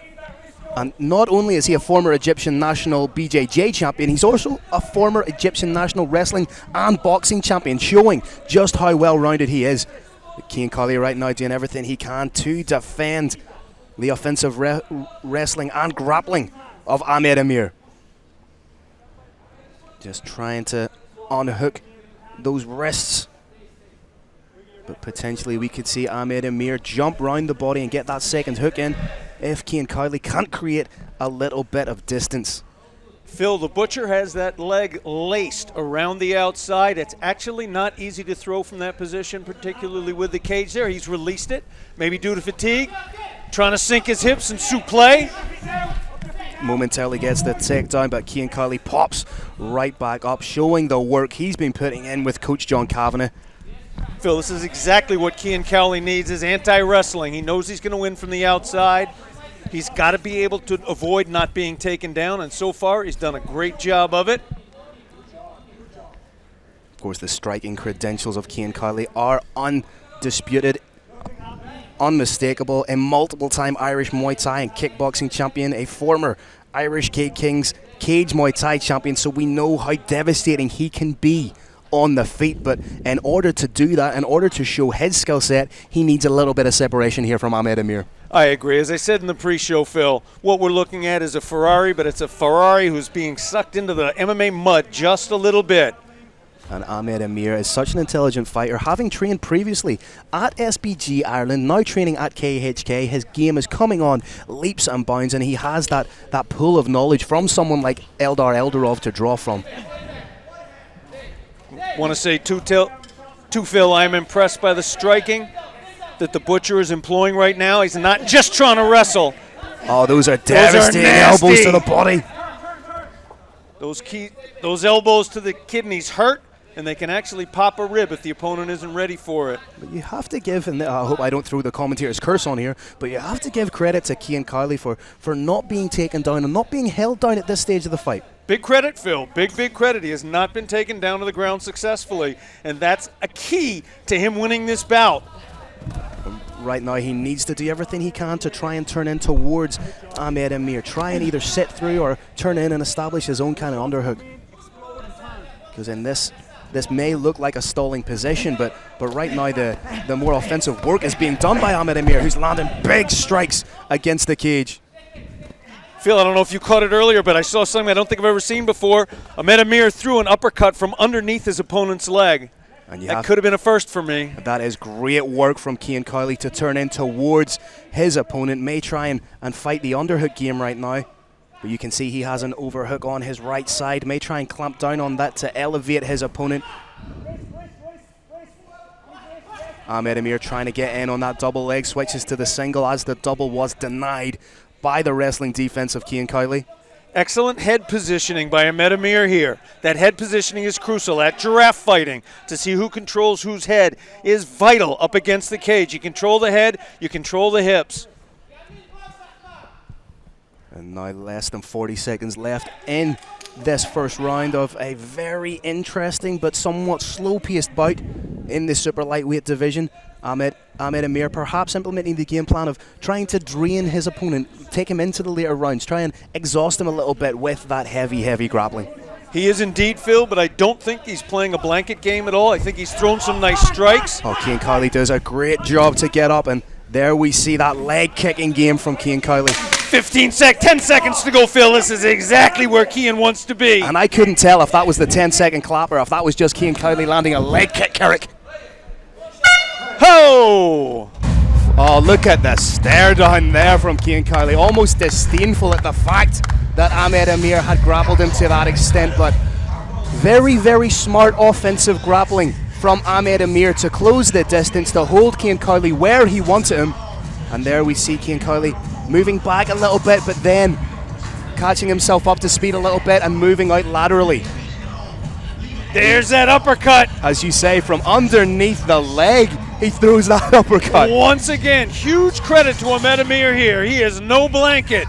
He's using his wrestling to try to set up damaging shots. And let me tell you, those elbows to the ribs, some of those shots to the head, at least one of those knees to the legs, they are causing damage. These are not pity pats. And what we need to see in the second round is the evolution of Cian Cowley. We need to see, has he developed into a mixed martial artist, not just a decorated kickboxer, a decorated Muay Thai practitioner who's competing in mixed martial arts? Phil, in the first round, he moved straight back from his opponent, ended up getting tied up, and that was the story of that round. What we need to see here is some circular footwork.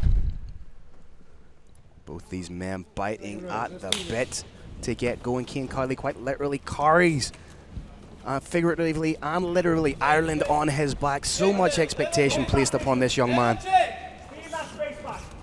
You can see he's implementing a little bit more of that lateral movement. The Butcher showing he's happy to stand and trade too.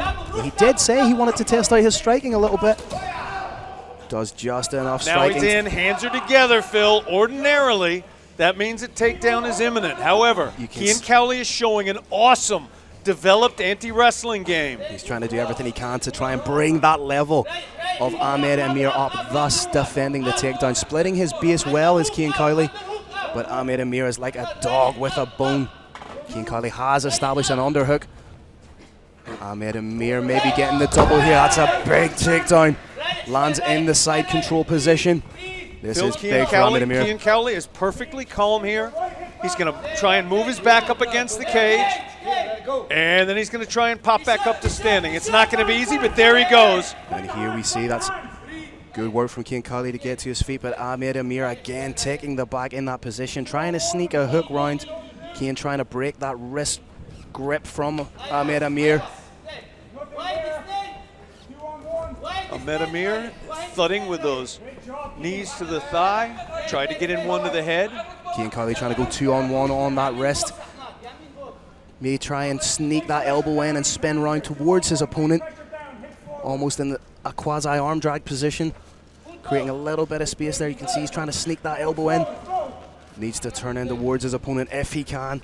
He's halfway there now. He's very, very smartly got his hips pushed up against the cage so his opponent can't get fully behind him. Hand fighting like a demon. That grip is broken. That's great strength from Cian Cowley breaking that grip. But Ahmed Amir relentless with the positioning, with the control he has. Good level change there from Ahmed Amir. Hands are not together. Watch those hands. Watch the Butcher's hands behind Cian Cowley's hips. If they come together, it's a bad sign. If they stay separated, it's a sign that Cian Cowley has hugely developed his anti-wrestling skills. Halfway through the second round, and it's really been all about the shutdown work of Ahmed Amir, taking away the offensive tools of Cian Cowley in this fight so far, Carrick. He has indeed, but I have to say I'm impressed by the tools that Cian Cowley has developed. He is not getting taken down. Ahmed Amir in on a single leg, a cheeky little fence grab there from Cian Cowley. That was a little payback. There was a little fence grab on the other side to add some power to those shots. Again, solid wrist control from Cian Cowley, and pops a beautiful nice knee in the and middle. Creates the distance. Cian Cowley believes he may have been poked in the eye. Decky Larkin didn't see it. I'm going to go with Decky on that one. And this is exactly where Cian wants the fight to be. Beautiful step-in knee. I'll take a little bit of the wind out of the sails of Ahmed Amir, breathing a tiny bit heavy after that. There's that Ferrari of striking. Ahmed in on a single. We have seen, oh, that's a nice elbow. We have seen Ahmed Amir gas a little bit as the fight goes into the third round. The Sam Patterson fight being evidence of that. Absolutely, trying to get a single, trying to get a double, trying to get a high crotch it's is exhausting. Yeah, It's without exhausting a shadow work. of a doubt. Indeed, Carrick, indeed. Your head is stuffed over and down. You can't breathe properly, and it takes an awful lot of movement. You're trying to move dynamically. You're trying to actually move your muscles, and that's much tougher than static movement, where you're only trying to hold everything firmly. Cian Cowley trying to use that shoulder bump to create a little bit of distance, and if he can sneak out to his right side, circle off to his right side, he could be out of the grappling realm of Ahmed Amir.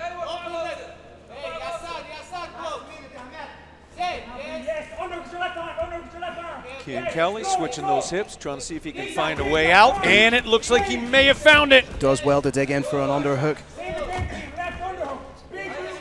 trying to dig in on that left side for the underhook to get a little bit of position of control. Again, to bring up that level of Ahmed Amir. But Ahmed Amir, again, so savvy, so close, so smothering with that effective wrestling for MMA.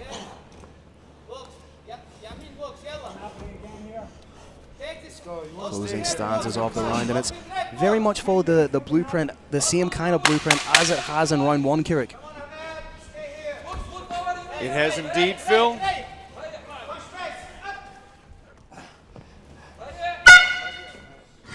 All right, Phil, not the explosive exchange of techniques that every fight fan hopes for, but I think it is a very, very intelligent fight. Oh, without a shadow of a doubt, yeah. Both fighters are doing exactly what they should do. Kian's trying to stop from getting taken down so he can strike. Ahmed Amir's trying to take him down. And that's what we see right here. Phil, walk Brave Nation through this replay. Ahmed Amir is doing exactly what he needs to do against a dangerous knockout artist like Cian Cowley. He's smothering him. He's not giving him enough space to get his strikes off. He's he's fighting a little bit at range, using his strikes to close that distance, create the clinch, and then he's forcing Cian Cowley to fight against the cage. Now, what's going to be interesting for me, as I said, is the fact that this fight has gone into the third round. This fight is going to be tiring for everybody. But I think, as we've seen perhaps in previous fights, Ahmed Amir has struggled a little bit the deeper the fight goes. Can Cian take advantage of that? Can he fight at distance? Can he get those strikes off? Only time will tell. Third round, let's have it. Phil, are we in agreement that this is 2018 right now? I think that's fair, Kirik. I think it is. And so what Cian Cowley is looking for here is a knockout or submission stoppage. He's looking to end this fight, this round. Third and final round of what I would call more of a chess match of mixed martial arts. Cian definitely needs to start the quicker, be a little bit more aggressive, and put the pressure on Ahmed Amir. There's one of those beautiful leg kicks. If Ahmed Amir drives in, I want to see Cian Cowley circle out. Almost Anderson Silva-esque wushu hand movement there. I think the team of Ahmed Amir are anticipating the kicking game. Nice front kick. Just landed close. Cowley coming on just a little bit. Peter Quayle, mixed martial arts, Irish royalty, calling for Cian Cowley to put the pressure and move forward on Ahmed Amir. Cian trying to cut off angles. It's almost like Cian's waiting for a counter strike. You can see that he has something. He's almost waiting for the charge of Ahmed Amir and perhaps trying to catch him with a counter hook. He is, and as you alluded to, Amir may have been a little bit gassed after the second round. He may be waiting to get his second win. I'm not shooting because he's tired. Go, go, go.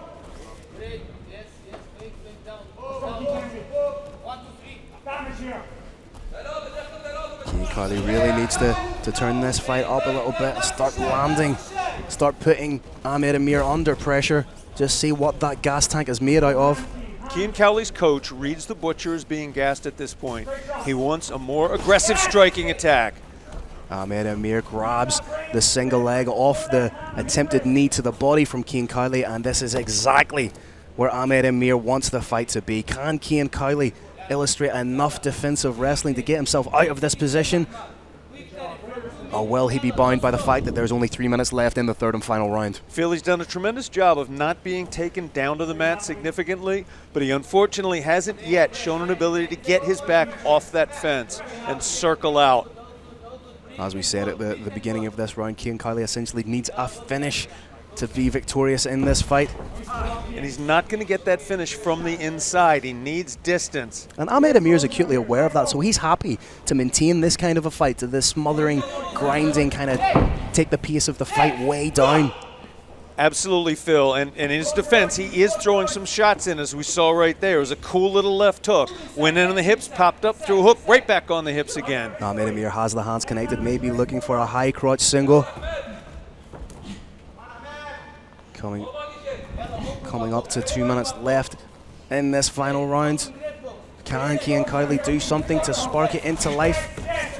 That's what he needs. That's what he needs. Now he circles out.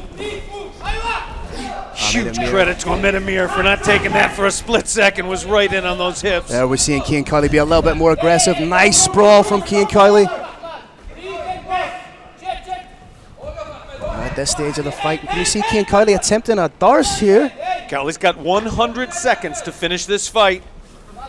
What a feather in the cap this would be if he can connect his hand to his bicep. The hands are getting close. If Cian Kiley were to win by submission, what a turn up for the books this would be. He's got that grip on heavy. Needs to hook the leg of Ahmed Amir. Cian Kiley showing he's offensive with the grappling as well. Ahmed Amir has to keep looking forward. If he allows his head to be collapsed down and looks back. But those long limbs of Cian Kiley are creeping ever closer. Darce was released, but that was very interesting. The corner of Cian Kiley, we're asking him to stand up. Cian Kiley's got 1 minute now. Really is do or die right now for Cian Kiley, but Ahmed Amir shutting him down right now.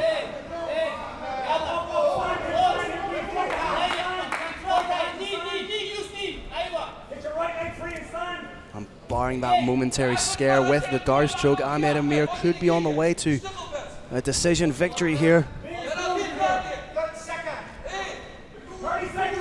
Ahmed Amir just peppering him with those knees, just enough activity to prevent Dickie Larkin from breaking them up. He has very adroitly throughout this entire fight not simply tried to wrestle, he's mixed in effective strikes with his grappling. 10 seconds now.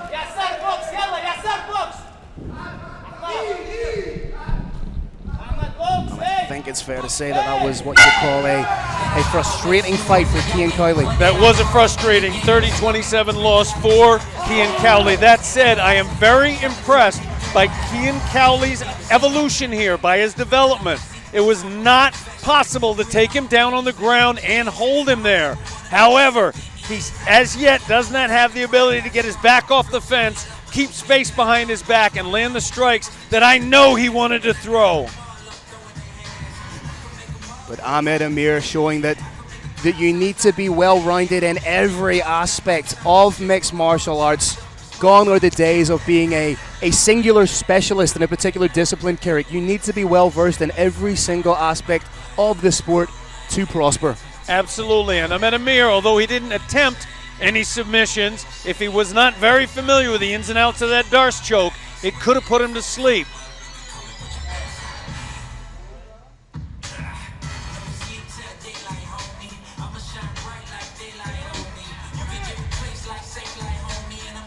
Dickie Larkin's team is now gathering up the judges' scores. There's a scorecard runner. That runner is gathering the judges' scores, writing them onto the master sheet. That master sheet has to get checked. Then it has to get handed by the roaring lion of Brave Combat Federation. And then he'll make it official. I do believe we know who won this one, Brave Nation.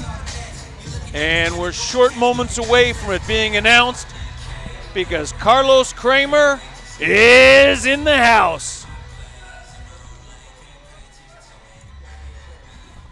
All right, Brave Nation, another classic battle in the Brave 41 cage.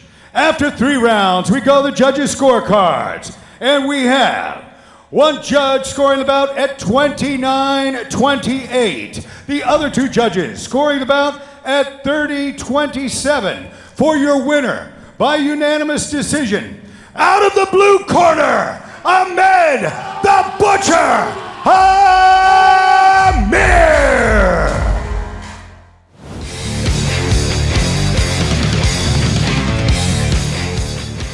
Carlos Kramer has me buzzing for this fight. We are straight off to the races. Amin Ayub taking the center of the Brave Arena. Telling shot from the champion right off the back. Pushed that knee in slightly. Attacking that leg again with an oblique kick. One of the more controversial techniques in modern day mixed martial arts, Carrick. I'm an advocate, I think it's worse, way worse to hit somebody in the head, 100%. cause a little damage there than jack up their knee. It's just something that forces you to defend. Both guys trading leg kicks. Ahmed Amir, the Egyptian national wrestling champion, in with the takedown. But as we know, Amin Ayub, so dangerous off his back. 8 wins by submission total in his career so far. There's 3 steps here, Phil. You're going to take your man down. You have to hold him down. Those are hard. And then we have to see impact. Either impact or potentially furthering position. And those are sequentially harder and harder to do. Incredibly hard to take somebody down, even harder to hold them. And then from there, to cause impact or to further position, harder still. Amin Ayub does have 3 wins by armbar in his submission repertoire. Beautiful sweep into the mount position. And right back to where they were again. What an amazing exchange. That was fantastic, Kirik. Amin Ayub very dangerous off his back. May choose to open the guard, use the cage to spring off and look for an armbar. 3 of his 8 wins by a submission have come by way of armbar. 3 by rear naked choke, 1 by guillotine, 1 by arm triangle. Trying to isolate an arm there was Amin Ayub. Ahmed Amir doing a good job of squaring off the hips anytime Amin Ayub moves. Oh, we grab at the cage there. Dickie Larkin gave the warning, but what presence of mind by Ahmed Amir to take the champion away from the cage so he couldn't post off it. Absolutely, Phil. It used to be back in the day when you took somebody down, you wanted to jam them up against that cage. It's the opposite now at the highest levels of the sport. You want to deny them that cage because it's easier to keep them on their back that way. Whoa, that was a huge elbow attempt. Butcher by name, butcher by nature, trying to carve the champion up with those razor-like elbows. Needs to be attempt. Could go for the omoplata. Ahmed Amir is relentless with those takedowns. Ahmed Amir can get another takedown. It'll be a huge moment for him. If you are a fan of grappling and mixed martial arts, you have been treated so far in the opening 3 minutes of this bout. The champion Ahmed Ayub going out, going after that lead knee again. Those leg attacks can be money in the bank, or it can be bank robbery. You can clean out the vault immediately by damaging that knee. Ahmed Amir does have devastating hooks. We saw them work to great effect against Clayton Silva. Will he try and replicate his championship-winning knockout potential here? Very wise strategy we're seeing here from the champion. He's essentially set up a moat around a castle, and that moat is attached to that lead knee. In order to wrestle him, you're gonna have to bring that lead knee in close enough for him to kick. Well, right now the castle is under siege by Ahmed Amir. Oh, nice little hook. That wobbled Ahmed Amir ever so slightly.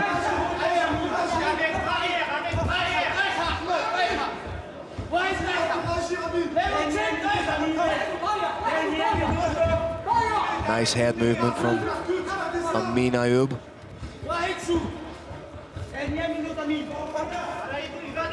A BJJ purple belt in his own right, but I think his skills exceed that purple belt moniker. Training with guys like Abdul Ragimov, of course you're going to be well versed in the submission aspect of the sport.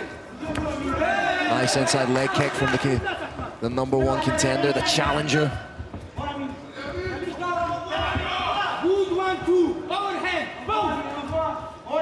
Brave Nation even, oh! Nice counter I was striking. gonna say, even when nothing overt is happening, trust me, it is. It's being set up. You saw it right there.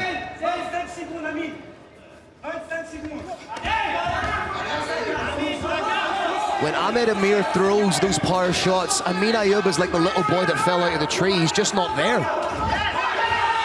But there's the bread and butter from Ahmed Amir. Beautiful takedown. Little guillotine attempt completely denied.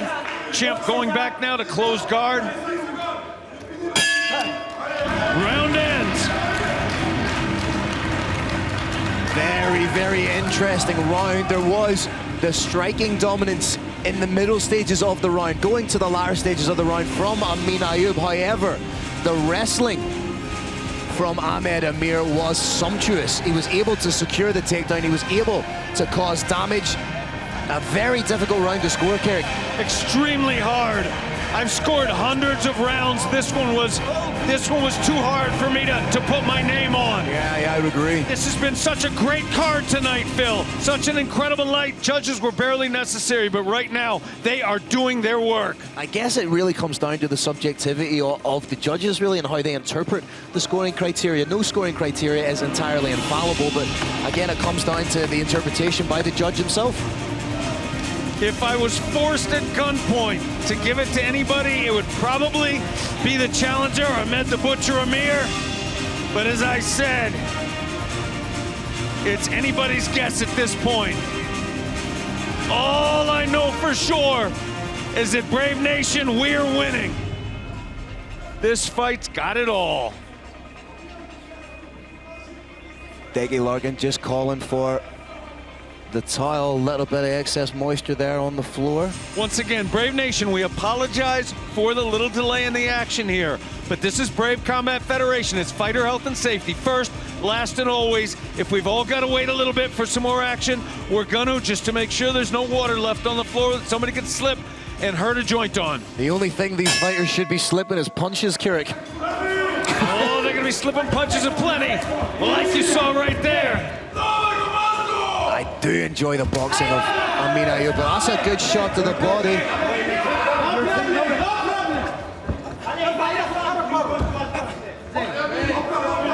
That was fair and level from Dougie Larkin. Ahmed Amir pointed to the ground and say that he slipped on the water. Dougie Larkin said it was your team spilled it. Nice cover there from Amin Ayub. Phil, the composure being shown by the champion is something truly extraordinary to behold. Shots come close, shots glance off his head, shots catch him, and his composure remains complete. He's just so quick with the hands. At the minute, he's so far in the opening minute of the second round, 2 of 5 championship rounds we're into, Amin Ayub is leading the dance. Finishing well with the leg kick. Champ caught a shot to the jaw, touched his nose in a gesture that goes back to the Roman gladiators. Amin Ayub, of course, is a former European kickboxing champion. So does have that pedigree, so well-rounded. And again, like I said about Marcel Grabinski, Amin Ayub is so well-rounded and represents that modern fighter. But Ahmed Amir in with the takedown, needs to be wearing the guillotine. How tight is this? Position. Can Ahmed Amir pop the head out? This looks so tight. The head has been popped out. Ahmed Amir is safe. Phil, that was about 1 inch of positioning away from a submission.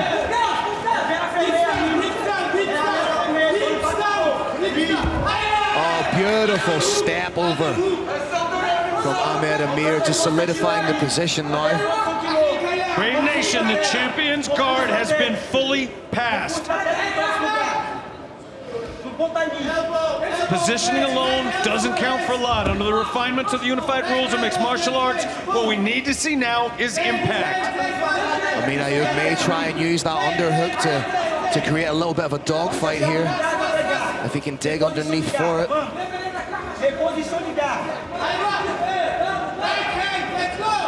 Ahmed Amir trying to just wear that pressure on the champion, trying to work a crucifix. It's coming. Oh, that's beautiful work from the champion. This is mixed martial arts at the highest level. Uses the underhook expertly to get into that dogfight and sneak out. Beautiful. This is a fantastic fight, Kerry Janess. Phil, the champ is almost eerie in his defense. He turned his knee in to check a kick before the kick began. This is what I'm talking about when I say his composure is complete. He's reading everything. That is a huge minute for Amin Ayub to be able to defend the takedown and get in on a submission himself. Ladies and gentlemen, join the conversation using the hashtag BraveCF54, Instagram, Facebook, Twitter. Let us know your thoughts on tonight's fight. Let us know if it's going to be a case of and you, or if it's going to be a case of and still.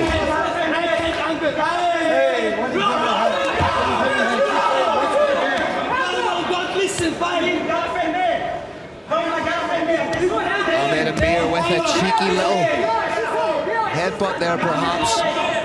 More so an accidental coming together. A little bit of blood coming out of somebody. I think it's Ahmed Amir.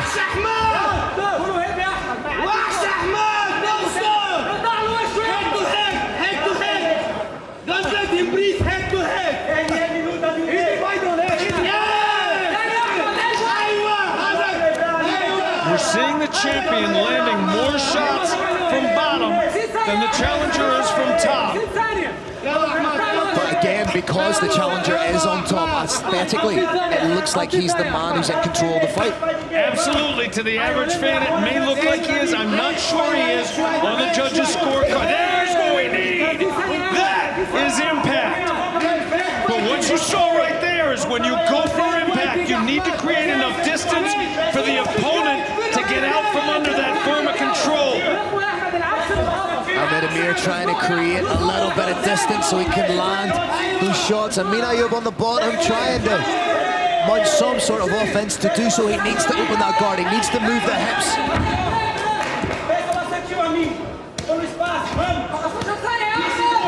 These shots from the bottom are doing damage from the champion. They are. Brave Nation, when you throw a shot directly against the ear, particularly as the fight goes on, it can have a very significant effect on the struck fighter, and there we go! Round 2 has come to an end. I am loving everything about this fight so far. From the work of Ahmed Amir to get the takedowns, then the work from the bottom of the champion, Amin Ayub, still landing damaging shots. And I think Ahmed Amir has a little bit of a cut over one of his eyes. We've got world-class cutmen here. They're applying ice to there. They're applying grease to there so the cut doesn't rip any further. I have every expectation that that cut will be dealt with, and here is our Green Hill replay. Phil, walk us through. There you see that beautiful takedown from Ahmed Amir. Needs to be wary of the neck when he does that. Somebody as quick as Amin Ayub could snatch that up. Some shots from Ahmed Amir on top. I'd like to see some of the shots landed by the champion. We see some of them there, just keeping himself honest with shots. As you say, he's trying to affect the equilibrium of the challenger by punching to the ear. Perfectly legal shot. Behind the ear is illegal. On the ear, perfectly legal.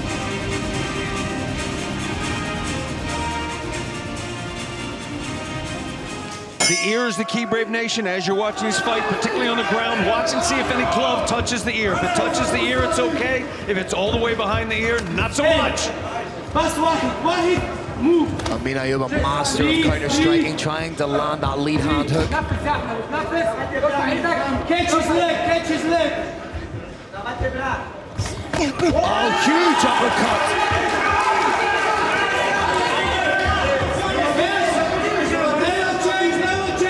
Ahmed Amir done a good job to eat that shot.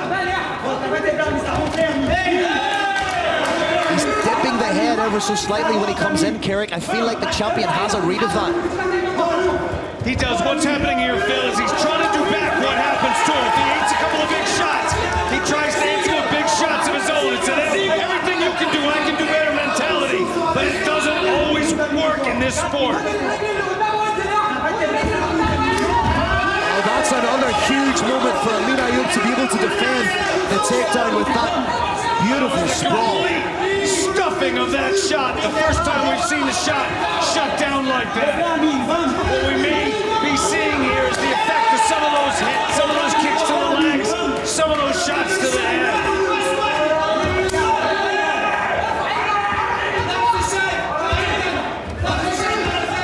Ahmed Amir turning it up. Of course, Ahmed Amir has been into those championship rounds a number of times. This will be the first time, should the fight progress to the 4th round, that Ahmed Amir has gone beyond the 3rd round. Vamos, amigo, vamos, você vai quebrar. Ih, vamos, agora. Bora, amigo, agora, vamos. Ele aqui é pra gente, você tudo.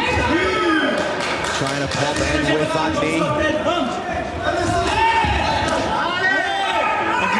The composure being shown by the champion is a thing of beauty. It's a work of art.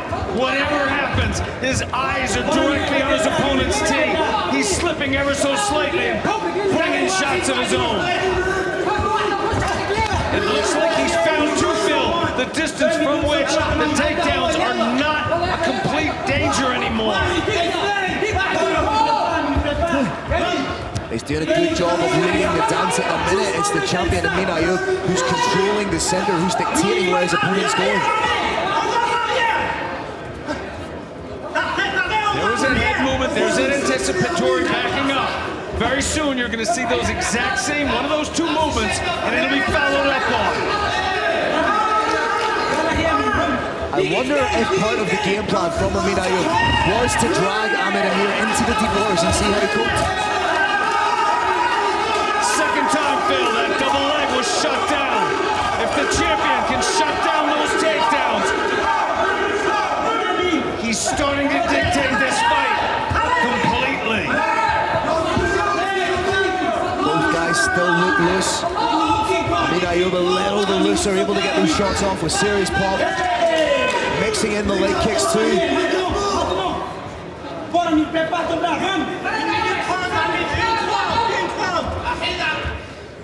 Phil, I think a combination of those leg kicks, the straight shots to the knee joint, the low kicks to the thigh, those have slowed the legs down, and now with a little bit of distance management, that double leg takedown may no longer be the threat it was in rounds 1 and 2. It's almost predatory, this approach from Ahmed Amir. Just constantly staying in the face of his opponent, edging forward, forcing his opponent where he wants him. They call him fierceness. This is why.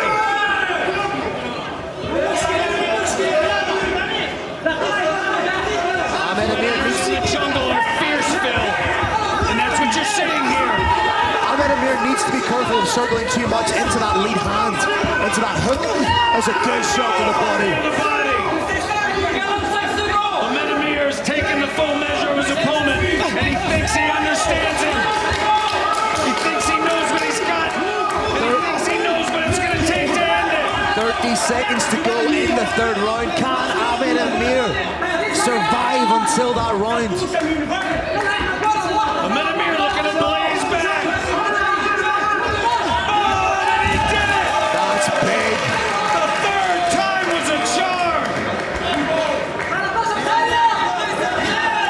This gives Ahmed, I was going to say this gives Ahmed Amir a little bit of respite, but right now he's trying to land nasty elbows.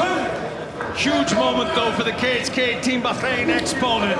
He knows now he can still take his opponent down to the ground. If that shot had been stuffed the third time, I think he'd have no more confidence in his takedown, and therefore believe he had no more ability to take this fight down to the ground where he wants to get it. But right now, Carrick, this is where the championship medal of a mixed martial arts professional is tested. For the first time in his professional career, Ahmed Amir is going to a fourth round.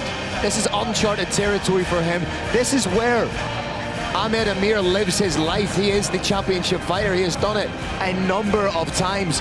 You have to theorize going into the fourth round, the distinct advantage stands with Ahmed Amir. It does right now, Phil.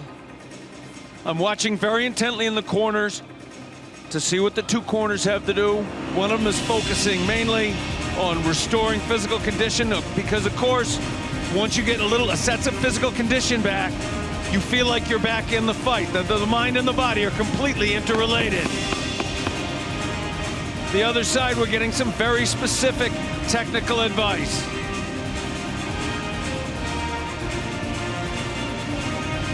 Brave Nation, it is impossible for us to communicate how long 5 minutes can be. Unless you've been caught in the middle of a forest fire, there is nothing that feels as long as 5 minutes. You multiply it by 3, and not a lot of human beings on earth can do it. And now we are in the championship rounds. This is the very definition of deep waters. Speaking of deep water, that's exactly what Dickie Larkin having to rein the fighters in a little bit. Ahmed Amir not impressed by the complaints of water on the mats.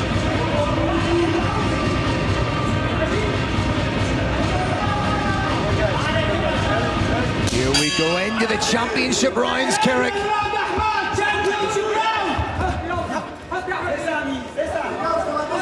Ahmed Amir, renowned for his gas tank.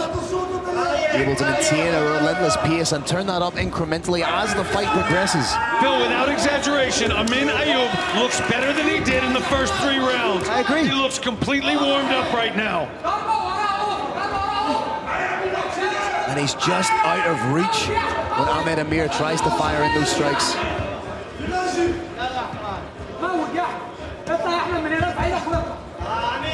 Ahmed Amir looking to come in at angles. Playing the outside a little bit. Jam! That was his first try. It took him 3 times to get his opponent down in the last round.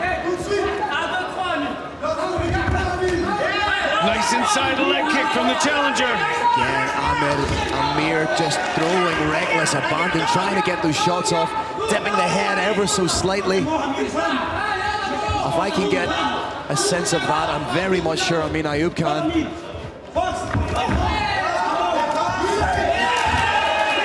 Second takedown was not just stuffed. It appears as if it may have been reversed. Schoolyard headlock.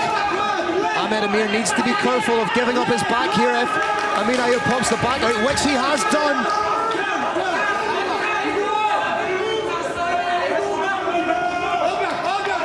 Great anticipation from the champion to ride out that position.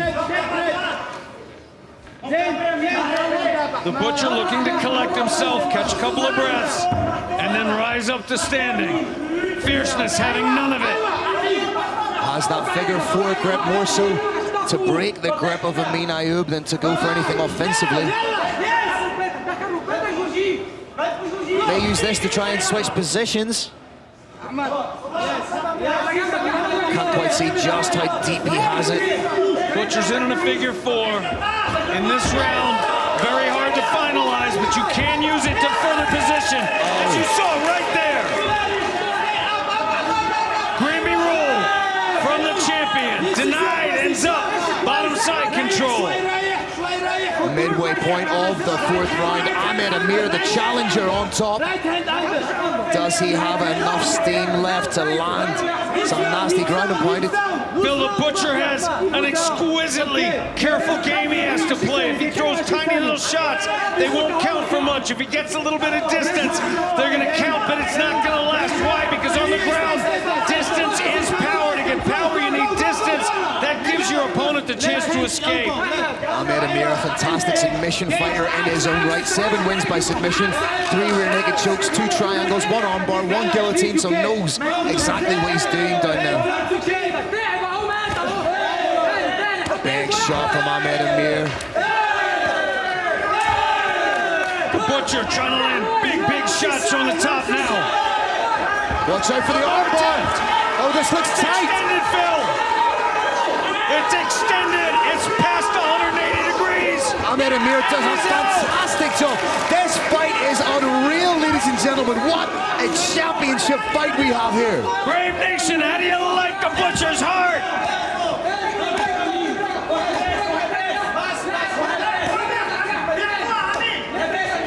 Everything. This fight has everything, Eric.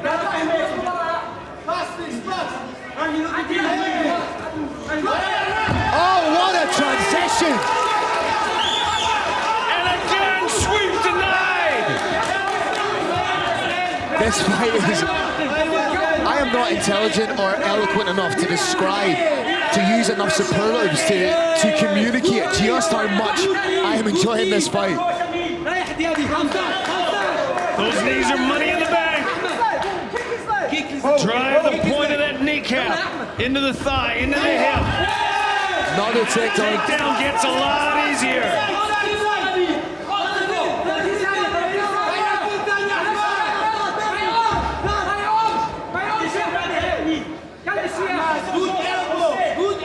Again, Ahmed Amir trying to land elbows. And the amount of time spent on top by Ahmed Amir, is that potentially enough time to revitalize him going into the 5th round? It absolutely is. But the big thing that he needs to do here is cause some damage, is cause some impact. He's doing it right there, but he's given a lot of space. That space is going to be used to regard, and boom! Another incredible round ends. Phil, it is not impossible. It is not impossible that right now, this bout is 38-38, and that means whoever wins the final round wins the fight and is the champion. Yeah, Kerry, that's 100% conceivable. It's because it's been such a back and forth fight. Again, it comes down to the subjectivity of the individual judge scoring the fight. Could be looking at 2 rounds apiece, could be looking at 3-1. I wouldn't be confident in scoring the fight one little bit. Thanks to Green Hill, we're getting a look at some of the great action we had. We saw a figure 4 on the arm. It was unsuccessful, but it was used to move to a more neutral place. And now we see my favorite moment of that entire round. That was an absolutely exquisite sweep. But again, the challenger bounces back on top. Rears back, lands some elbows. Ladies and gentlemen of Brave Nation, this is it! Here we go, 5th and final round. This for all the marbles. This to become the first man to defend the belt, to become the first Egyptian man to hold a legitimate world title in mixed martial arts. Both these guys have it all to play for. Nice work to the body from the champion.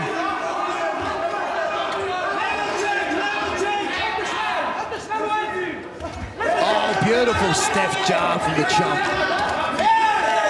Then the jab shift. Brave Nation, this is high-level mixed martial arts. When you go from your left side forward and you shift to your right side forward, it's like being used to driving on one side of the road and all of a sudden being stuck in a place where you're driving on the other side of the road. It's very disorienting. Now just shy with that knee. Starting the 5th like he started the 4th, dictating the pace, the ebb and flow, the cadence of this fight. Huge takedown for the challenger. Could that be a championship-winning takedown? The champion has been doing a good job, Phil, of landing significant damage from the bottom, and there it is. A wonderful transition. Job with the sweeps. I was just about to say, I don't think he's worried, and he wasn't. Dirty foot stomps from the champion, Ahmed Amir. Very slick. You stomp the toes and then throw a shot all the way up to the nose, making your opponent worried about his toes and nose. Again, Ahmed Amir needs to circle away from that power hand of the champ. Champ is shifting on him. He's going back to that right side forward stance. Huge shot to the body from Ahmed Amir. Look at the sprawl. He took flight. Watch out for the anaconda choke. Close. He's hit the leg. Anaconda attempt. He's hit the leg. This is tight. But Ahmed Amir survives it. What is going on? Butcher. Champ calls him up.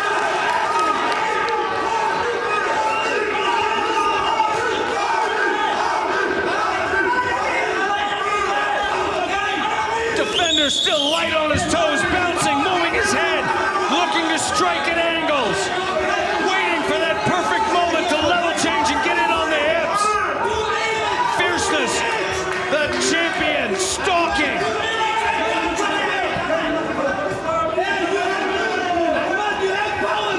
Oh, huge uppercut from the champ. So far, takedown has been, single leg takedown has been completely denied. Nice use of the whizzer. Oh, and Ahmed Amir ends up on top. Bill, what a fight we are treated to here. I have absolutely no idea how you even start to score this fight, Kerry. Oh, to be a judge in mixed martial arts. This has been one of those nights, Phil, where most of the time we don't need you, but when we need you, we really, really need you. Now the champion is on top. How do you score this back and forth? Reverse triangle. Attempt. Hips are being controlled. There's potential here for Kimura as well. First things first. Control those hips. Still trying to work for the submission. Trying to work for that triangle. Good posture from Ahmed Amir, but dives right back in. Denied. Fully passed. I love you, Ahmed.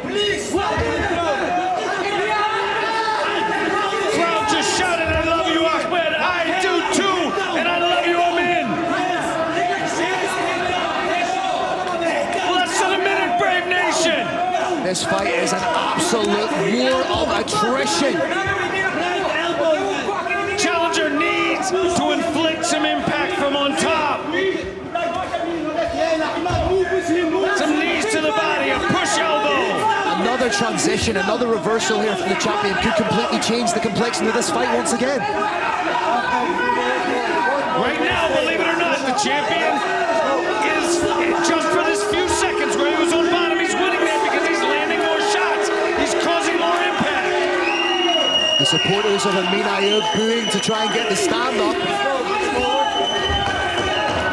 And Ahmed Amir's back to his feet, but Ahmed Amir puts him on his back. Kerrick, this is crazy.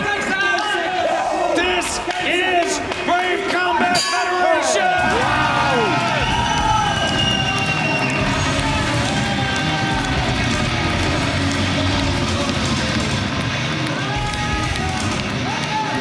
What a fight. Perhaps the greatest title fight in the history of Brave Combat Federation, Kerrick. An absolute honor to call, but now comes the complexity of scoring the fight.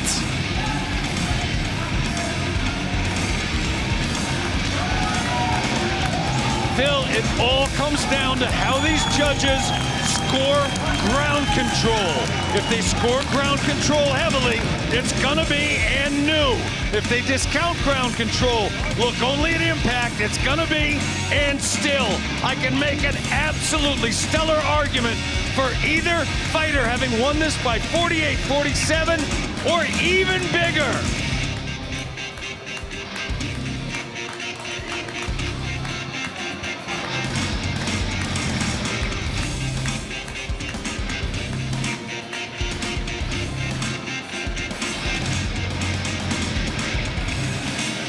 Ladies and gentlemen of Brave Nation, thank you for watching this with me. This is gonna go down, as Phil said, I believe, as the greatest title fight in Brave Combat Federation history. You see some of the closing seconds of the fight. You see the challenger's face contorted in pain, and what did he do in that situation? He reversed it, came out on top.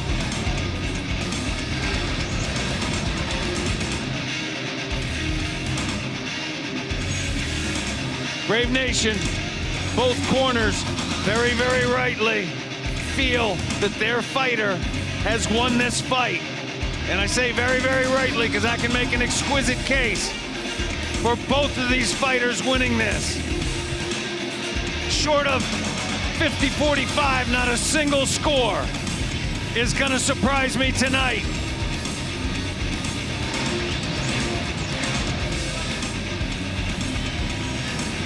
Decky, the Bandit, Larkin is gathering the fighters to center stage. Muhammad, the Hawk, Shahid is entering the Brave Combat Federation cage with the World Championship belt.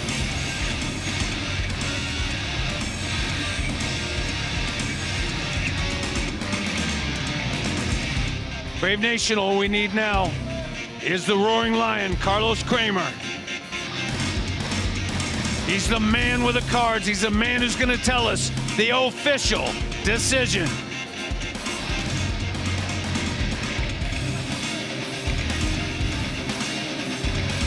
The Roaring Lion is seated right to my left. He's doing a little bit of quick math. I know he's just moments away from being done. We are all waiting and holding our breath because we don't know what the score could possibly be, because it could possibly be just about anything. The Roaring Lion is now standing, crossing his T's, dotting his I's. We have dignitaries in the ring. Brave Combat Federation is where you learn to say, Your Excellency. It's where you learn to say, Your Highness. It's where you learn to say, Mr. Ambassador, Mr. Mayor. This is Brave, and here is Carlos Kramer.